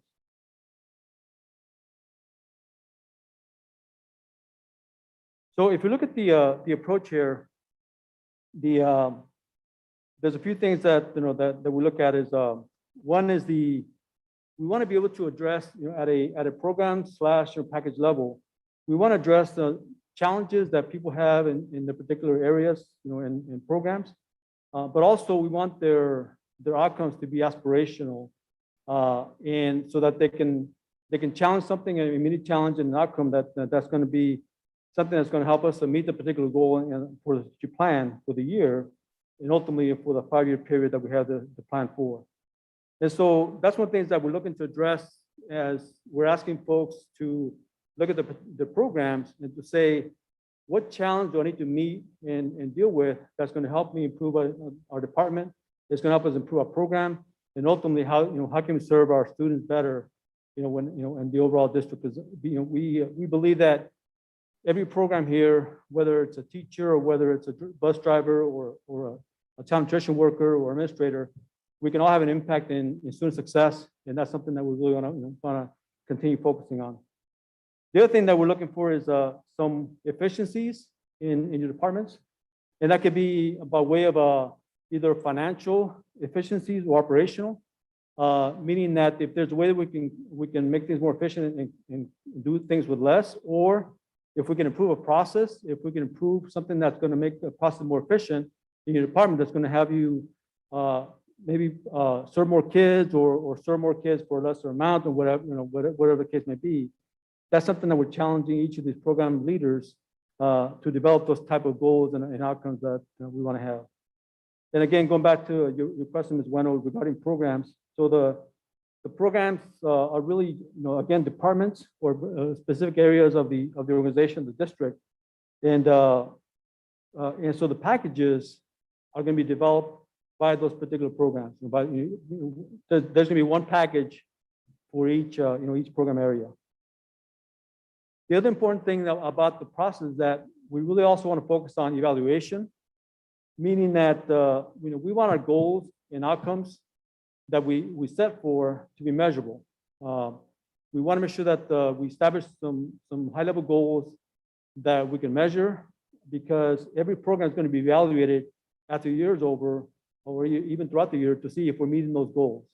So that's something that we want to establish up front, so that when you establish your program package, your plan, you can state very clearly how your goal is going to be measured, and how it can be data driven, and we can come up with a way of indicating if you were successful or not with with the challenging goals.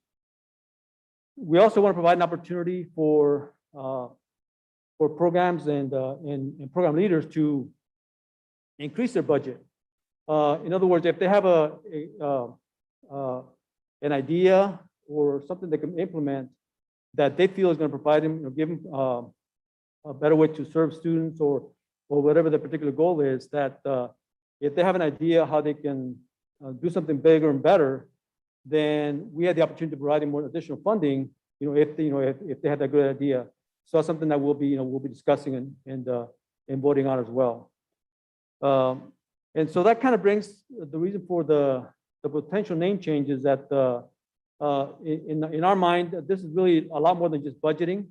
It's really about performing. It's really about challenging ourselves to have strong goals for each our program areas, but also to ultimately help us meet our overall strategic plan. First of all, year by year, but also when the overall plan is executed in the 5th year.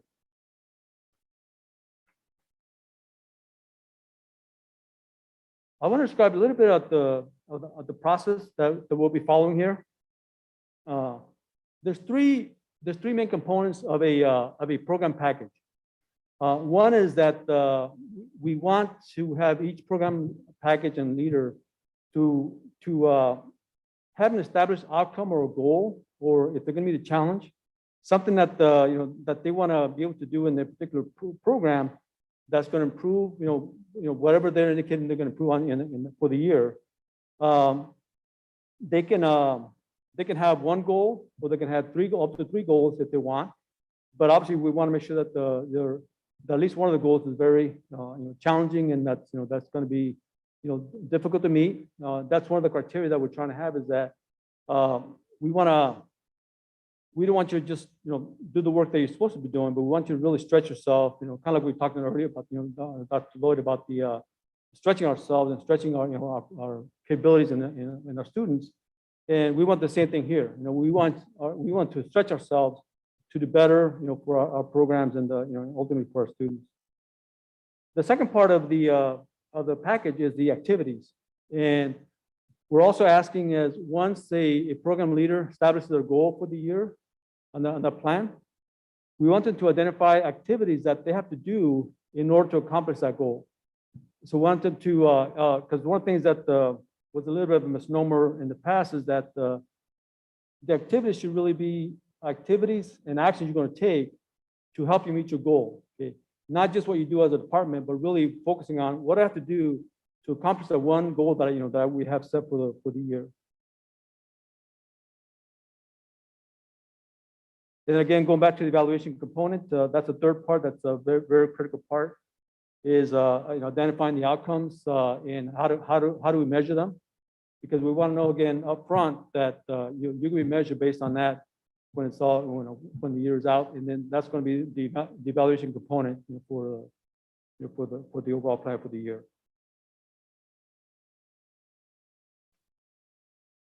This is the list of the entire committee. This is the committee that was established. Some of these folks have been involved since day one.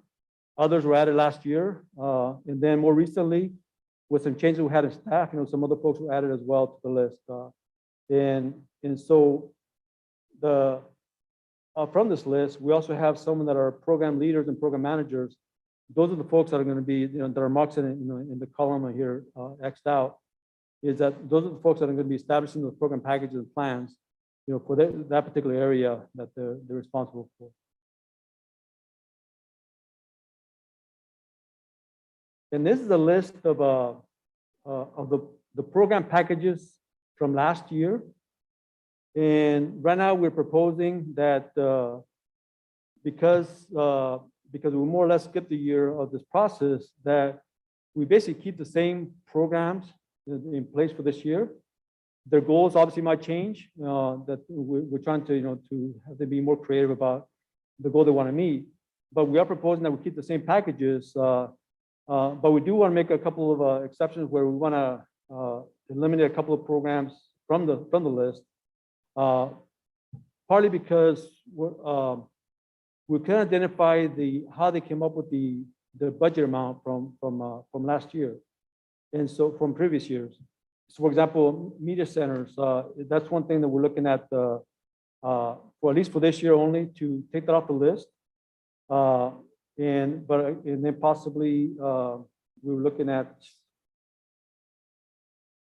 special areas as well. And so basically we want to make sure that again these program plans and packages are measurable, and that starts also with budgeting for what the budget is. And if we're not able for some reason to come up with what the budget is, then we want to be able to track it going forward. And so we want to make sure that whatever we're classifying as a program, that we're able to measure that financially as well as programmatically, as we work on the different plans. Mr. Quintana, I have a question. In one of these packages, is the Family Resource Center going to be addressed in any of these packages? Not directly, no. But it is. I mean, it's part of the goal that we have, as a district, as part of CNI, to develop those, to develop the centers. So it doesn't mean it won't get done just because it's not in here, but it's not going to be specific to to a particular packaging. Thank you. Excuse me, the Family Resource Center, we are budgeting for that in our ESSER 3 grant, so that will happen. And then we also have sustainable funding through our title grants with the State Department. And it's also something that once we get it going, it it could also end up on the list going forward. Mr. Quintana, Carmen Trujillo here. I just have a quick question. When will you decide to remove items from here? We are, so let me go to the next steps, so we Okay. can go through that as well.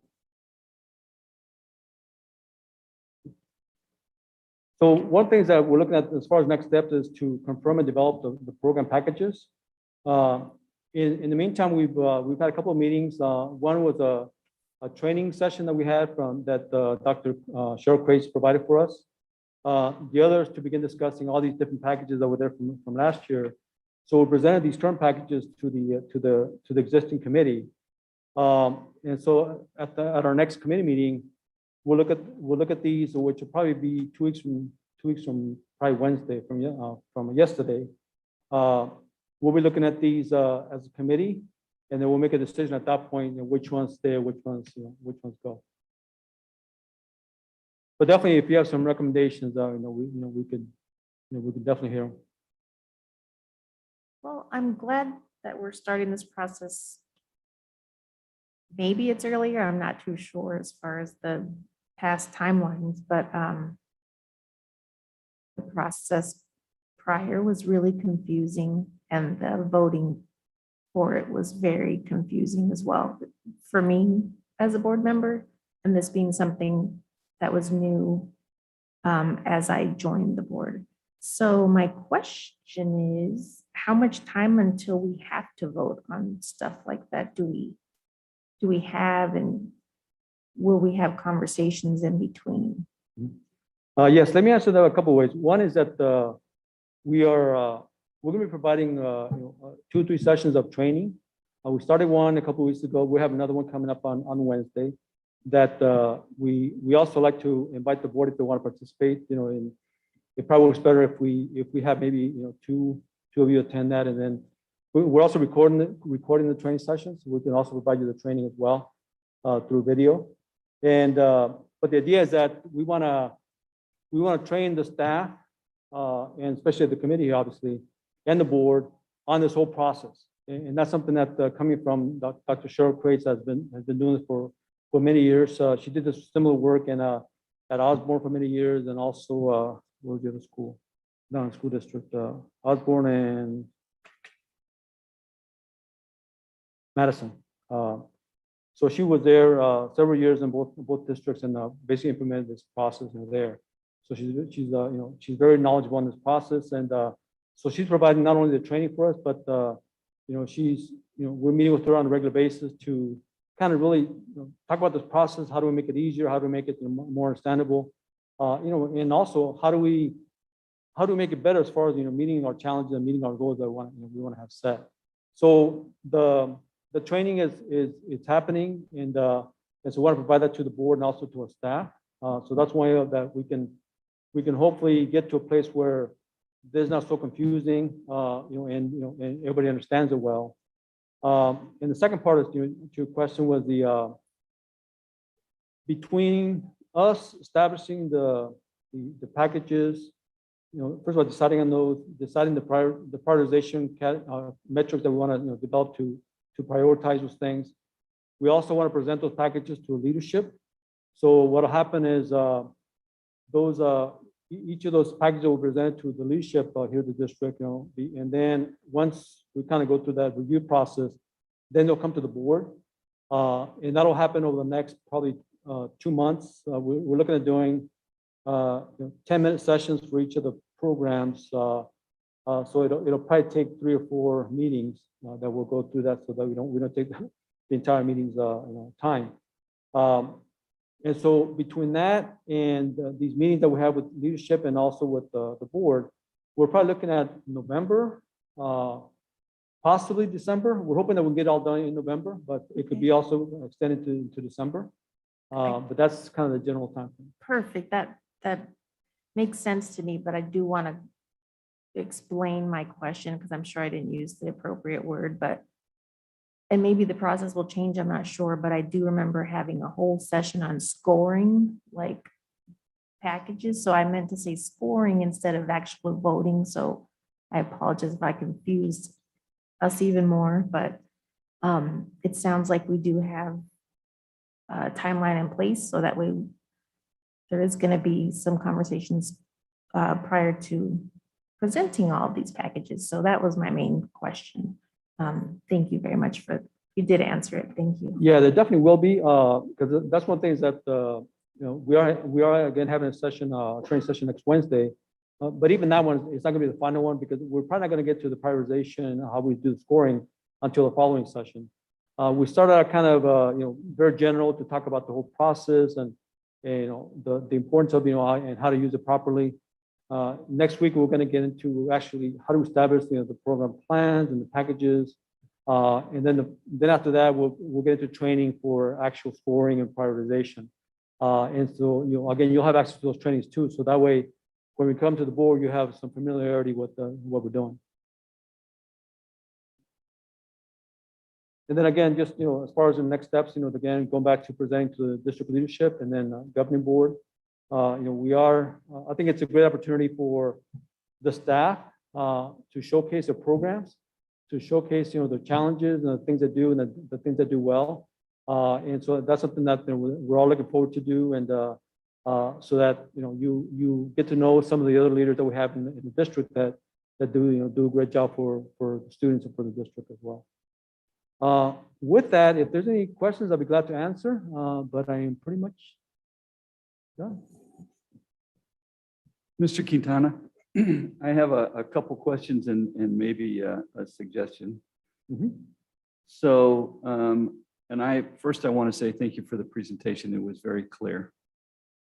But I agree with Acting President Trujillo that the last couple of rounds of performance-based budgeting have been painful for the governing board, and I painful with a capital P for pain. So my suggestion, having seen what, the district's budgeting process was before performance-based budgeting and then a couple of rounds, is that training really is the key. Answering the question why is key. Part of answering the question why is being very clear and transparent on how the departments were selected to develop packets relative to other departments or schools that were not selected to develop packets. I think answering that question is very important. The suggestion I have is, rather than have governing board members come to a PPE training, which may or may not violate the open meeting law, it would be prudent to be transparent and have Dr. Kraitz come to the governing board meeting and set aside some time to have a public training for all board members, and so that the community can watch the training as well, so they get an understanding of what this is all about. And then to Mr. Heel's point, if we can have a clear expectation of the time commitment involved for the delivery of the packets from the directors to the governing board, we may need to set aside a date outside of our regular board meeting schedule to do this. But before we get there, I think the governing board should have at least 1 or 2 dry runs as to what this whole voting thing looks like, and with some dummy data, go through the exercise a couple of times, so that when we get to the all-important actual vote, which will have an impact on the next year's budget, that everybody's on the same page, everybody has a depth of knowledge of what this is all about, with some experience on what it is the board is actually supposed to do when we get to that point. So I think if we do those things, and I'll talk to you a little bit more of what I'm thinking offline, but just having been an observer of this for the last couple of years, I think we have a real opportunity to do the very best work through this process. And I want to thank you for kind of shifting the focus from what was to what is. But I think with maybe a little bit of process, some transparency and changes to the protocol, we can really tee up our board and our directors up for lots and lots of success, and use it as a celebration, like you said, to really showcase what our folks are doing in and around the district, so that our board and our community has even more reasons to celebrate the awesome work that's going in and around the district, which I think is probably one of the bigger wins of this process. Those are my suggestions. No, I agree, and definitely we'll talk offline, but yeah, I think those are good ideas we can do. And also, just I did want to point out too that we do understand that the process is confusing, especially you new board members that haven't even gone through this before. But one of the things that Dr. Cheryl Kraitz has mentioned is that when districts implement this process, it normally takes 4 or 5 years to fine tune everything. So the fact that we went through this first couple of years, right, and then we skipped a year, obviously it doesn't help the process, but we want to make sure that every year we're improving on this, so that ultimately we can, hopefully by the 4th year, we got it nailed down, and really humming and going well. But yeah, so definitely we'll put those things in place for the board. I would really be interested, and this is something Dr. Weeks can tell you, I've been asking for several years, is I need to see how these funds are equitably distributed across our schools. And I don't know how that fits into here, but when I vote to give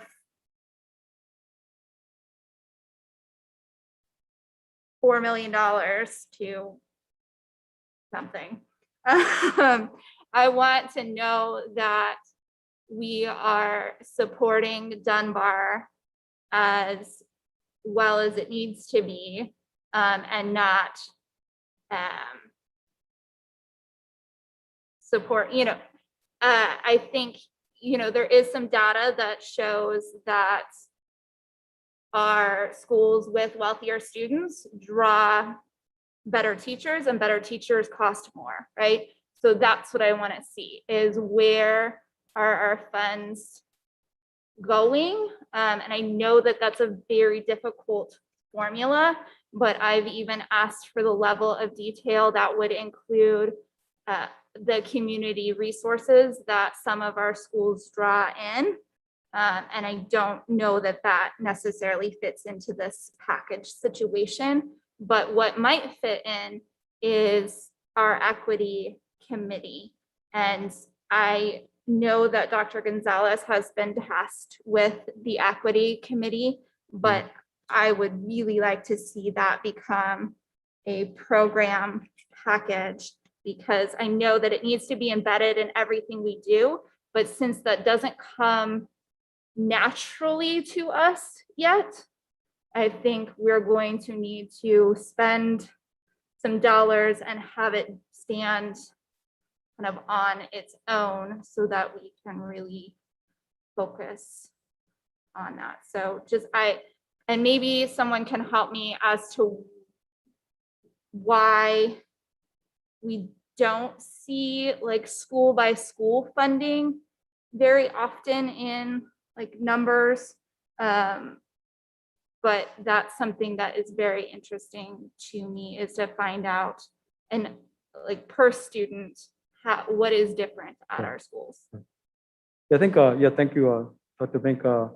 There's probably a couple ways we can address, sorry, your concern and questions. One is through this process, but also from the budgeting process. We are going to be presenting at the next meeting the annual financial report that's due on October 15th. And one of the things that the state started requiring for us to do a couple years ago was to break down our expenses and our budgets by site by site, school by school. So that's something that we began transition to a couple years ago, and we're making some headway in doing that. So that's something that will be presented at this AFR meeting. But also to your question about equity and things like that, and also school by school. Again, there's a combination where we can take, for example, an area, for example, class size.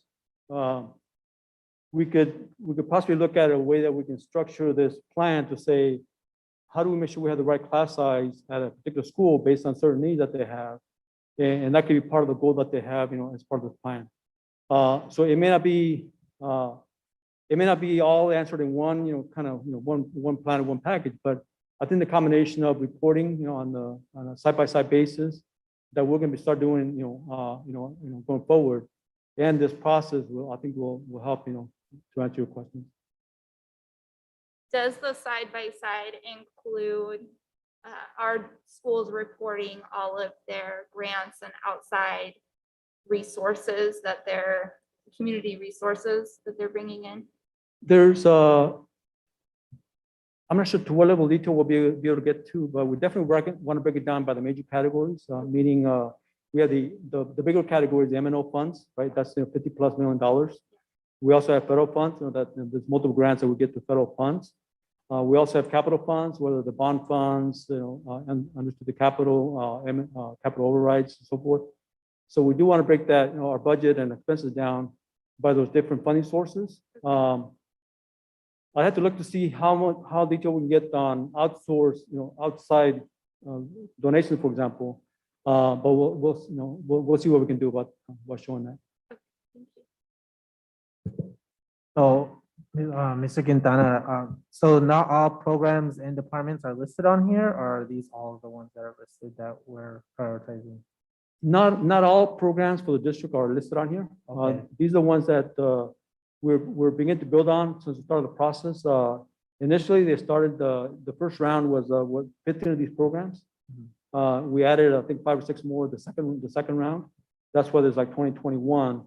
But it doesn't include all the programming that we have. So to the point about deciding which programs we want to include or not include, it's probably something we should at least list so that as a committee we can see what are all the potential programs that are out there, right? And part of the reason that again, this is not set in stone, that not definitive as to the way we're going to go, but part of the reason why I was suggesting that we keep the same programs is that to what we talked about, the learning curve, or learning the process, and learning how to do it right. We thought, okay, these folks already have some experience in doing this, then let's keep the same programs and same individuals, and so we can do it better this round. But we can definitely look at least take a look at the list of all the programs and to see if maybe we're missing one that we should include, this year.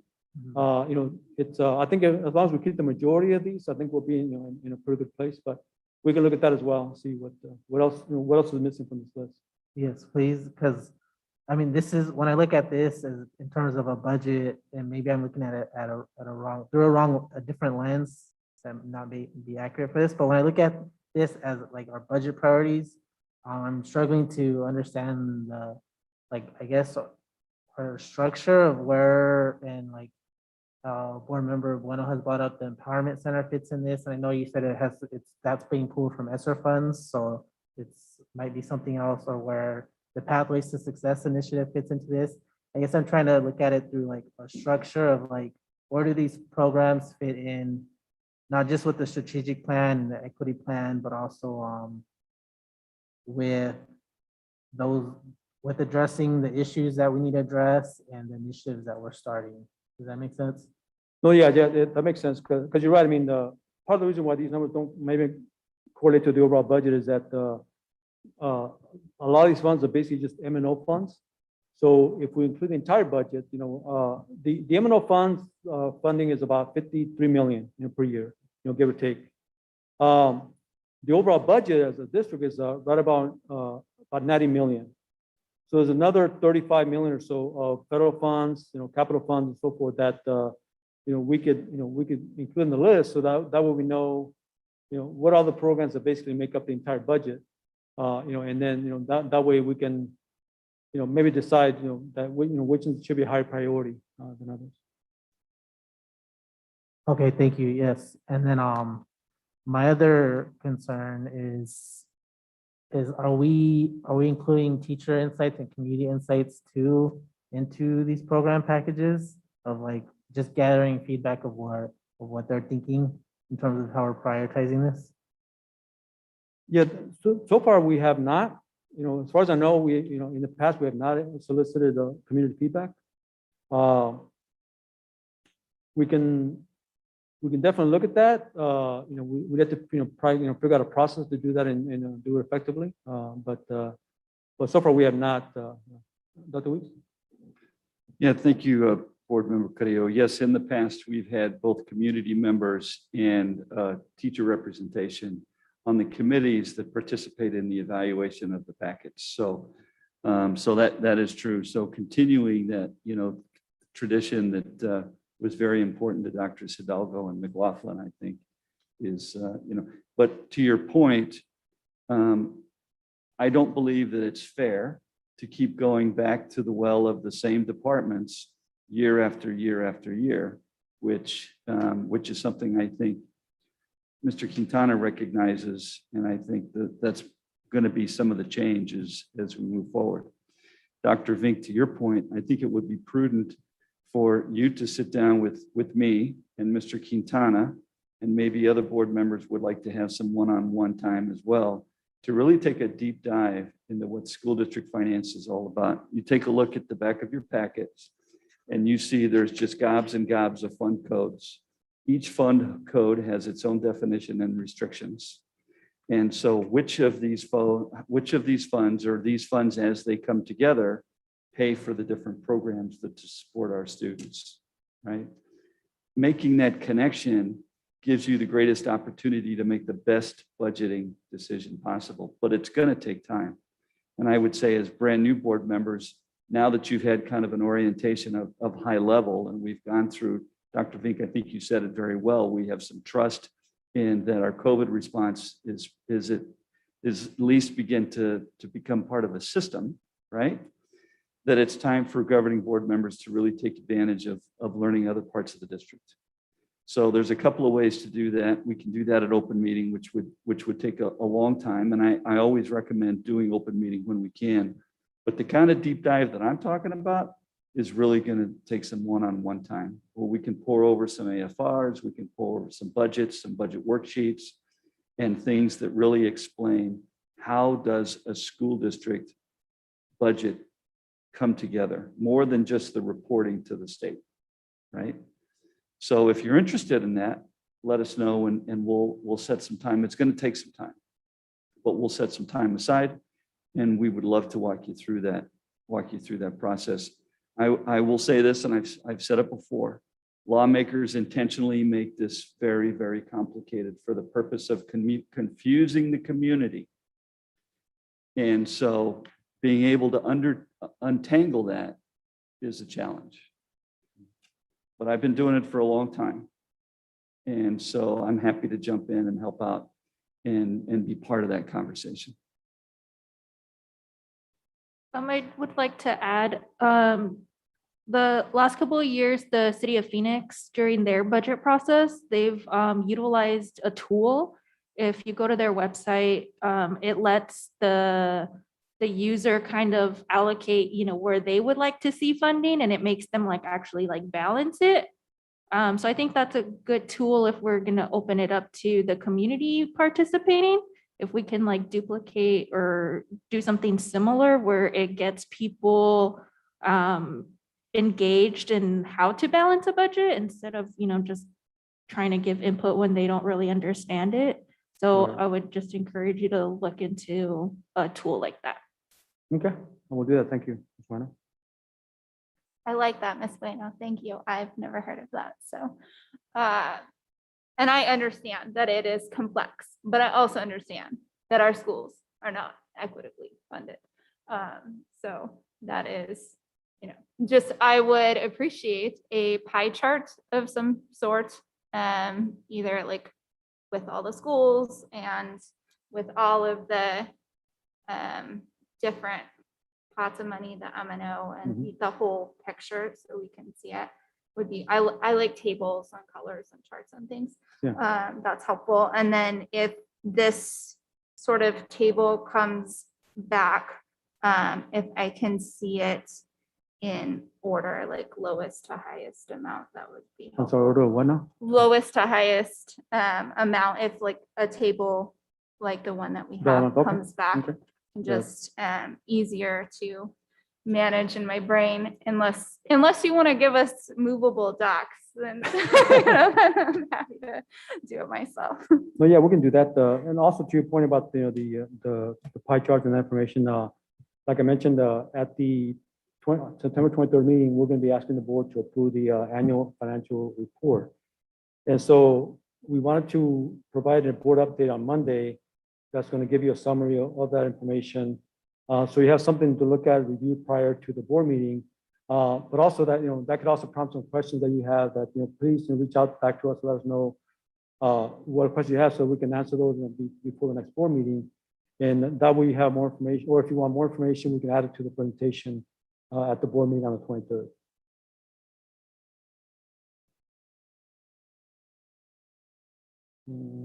If there's no other questions, thank you very much and looking forward to presenting more of this information in upcoming meetings. Likewise, thank you very much, Mr. Quintana. Let's see. After hearing that, we'll move on to item B1, board reports and requests.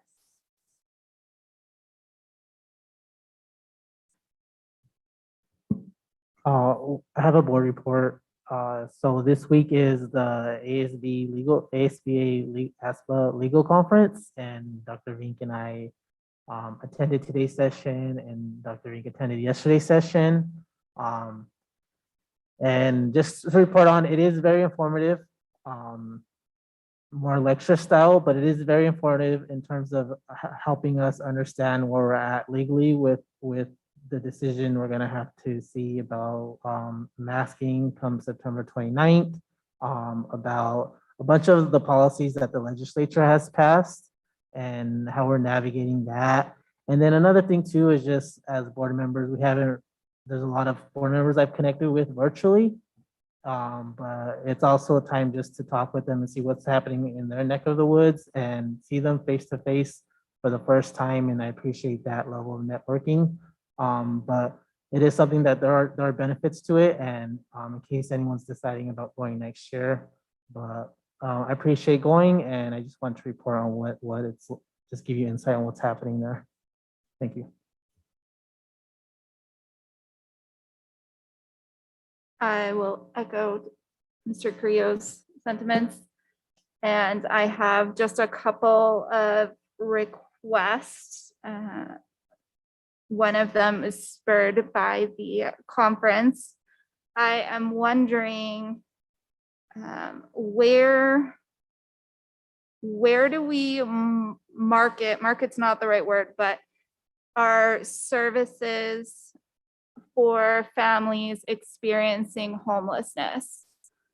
So, and the request came out of both the conference and then also knowing in several social media groups that I'm a part of, we have a lot of families that are currently experiencing homelessness and don't know where to go for clothing or even where to sign their kid up for school or where to get meals.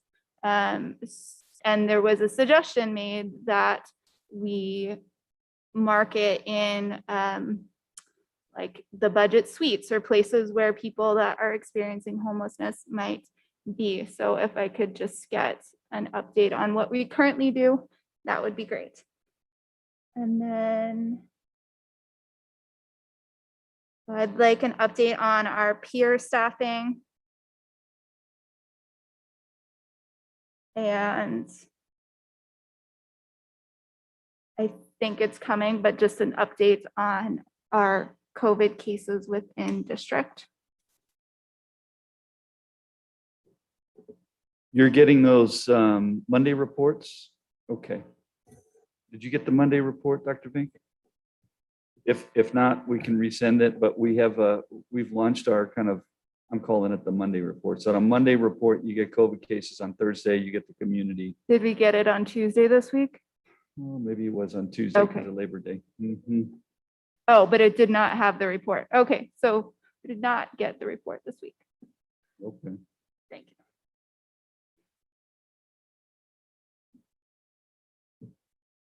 I have a couple of updates to request if it's not already in the Monday update.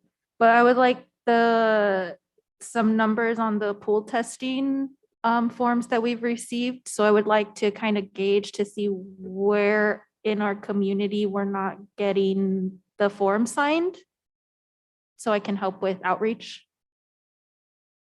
Second is I would like an update on our 150th anniversary celebration.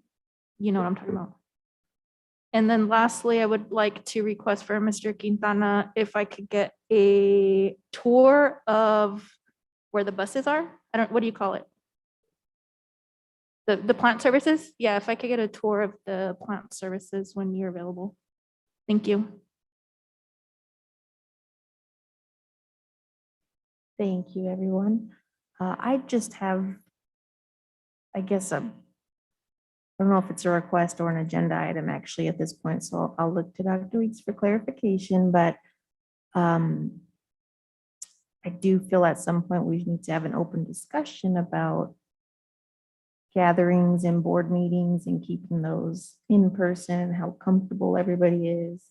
I am comfortable with it, but I do know with everything going around, I just want an opportunity to openly talk about that as far as our meetings still being public and just how we're going to keep things safe going forward should this not get any easier for the district. And that's it for me. So in terms of attending the legal conference today, there's something that was also brought to our attention, and we received letters on it on voting to approve the separation, the added seat of the Hispanic and Native American Indian Caucus. So adding a seat to ASBA, and so I'd like to put that on a discussion item, action item, to discuss that. And then something else to put on Mr. Quintana's radar, maybe more into the future, is to look at more so the sustainability of the school district, making that a centerpiece of the Pathway to Success initiative when we're talking about environmental justice, when we're talking about just energy sustainability for the school and I would use the word retrofitting our school to meet those future sustainability demands that we know we're gonna deal with. So again, that's something that does not need to be addressed now, but I know it's something long term.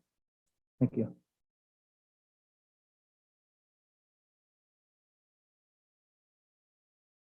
Right, hearing some silence, we'll move on to item D2, future agenda items. And just for the record, our next meeting is September 23rd at 6:15. Do we have any?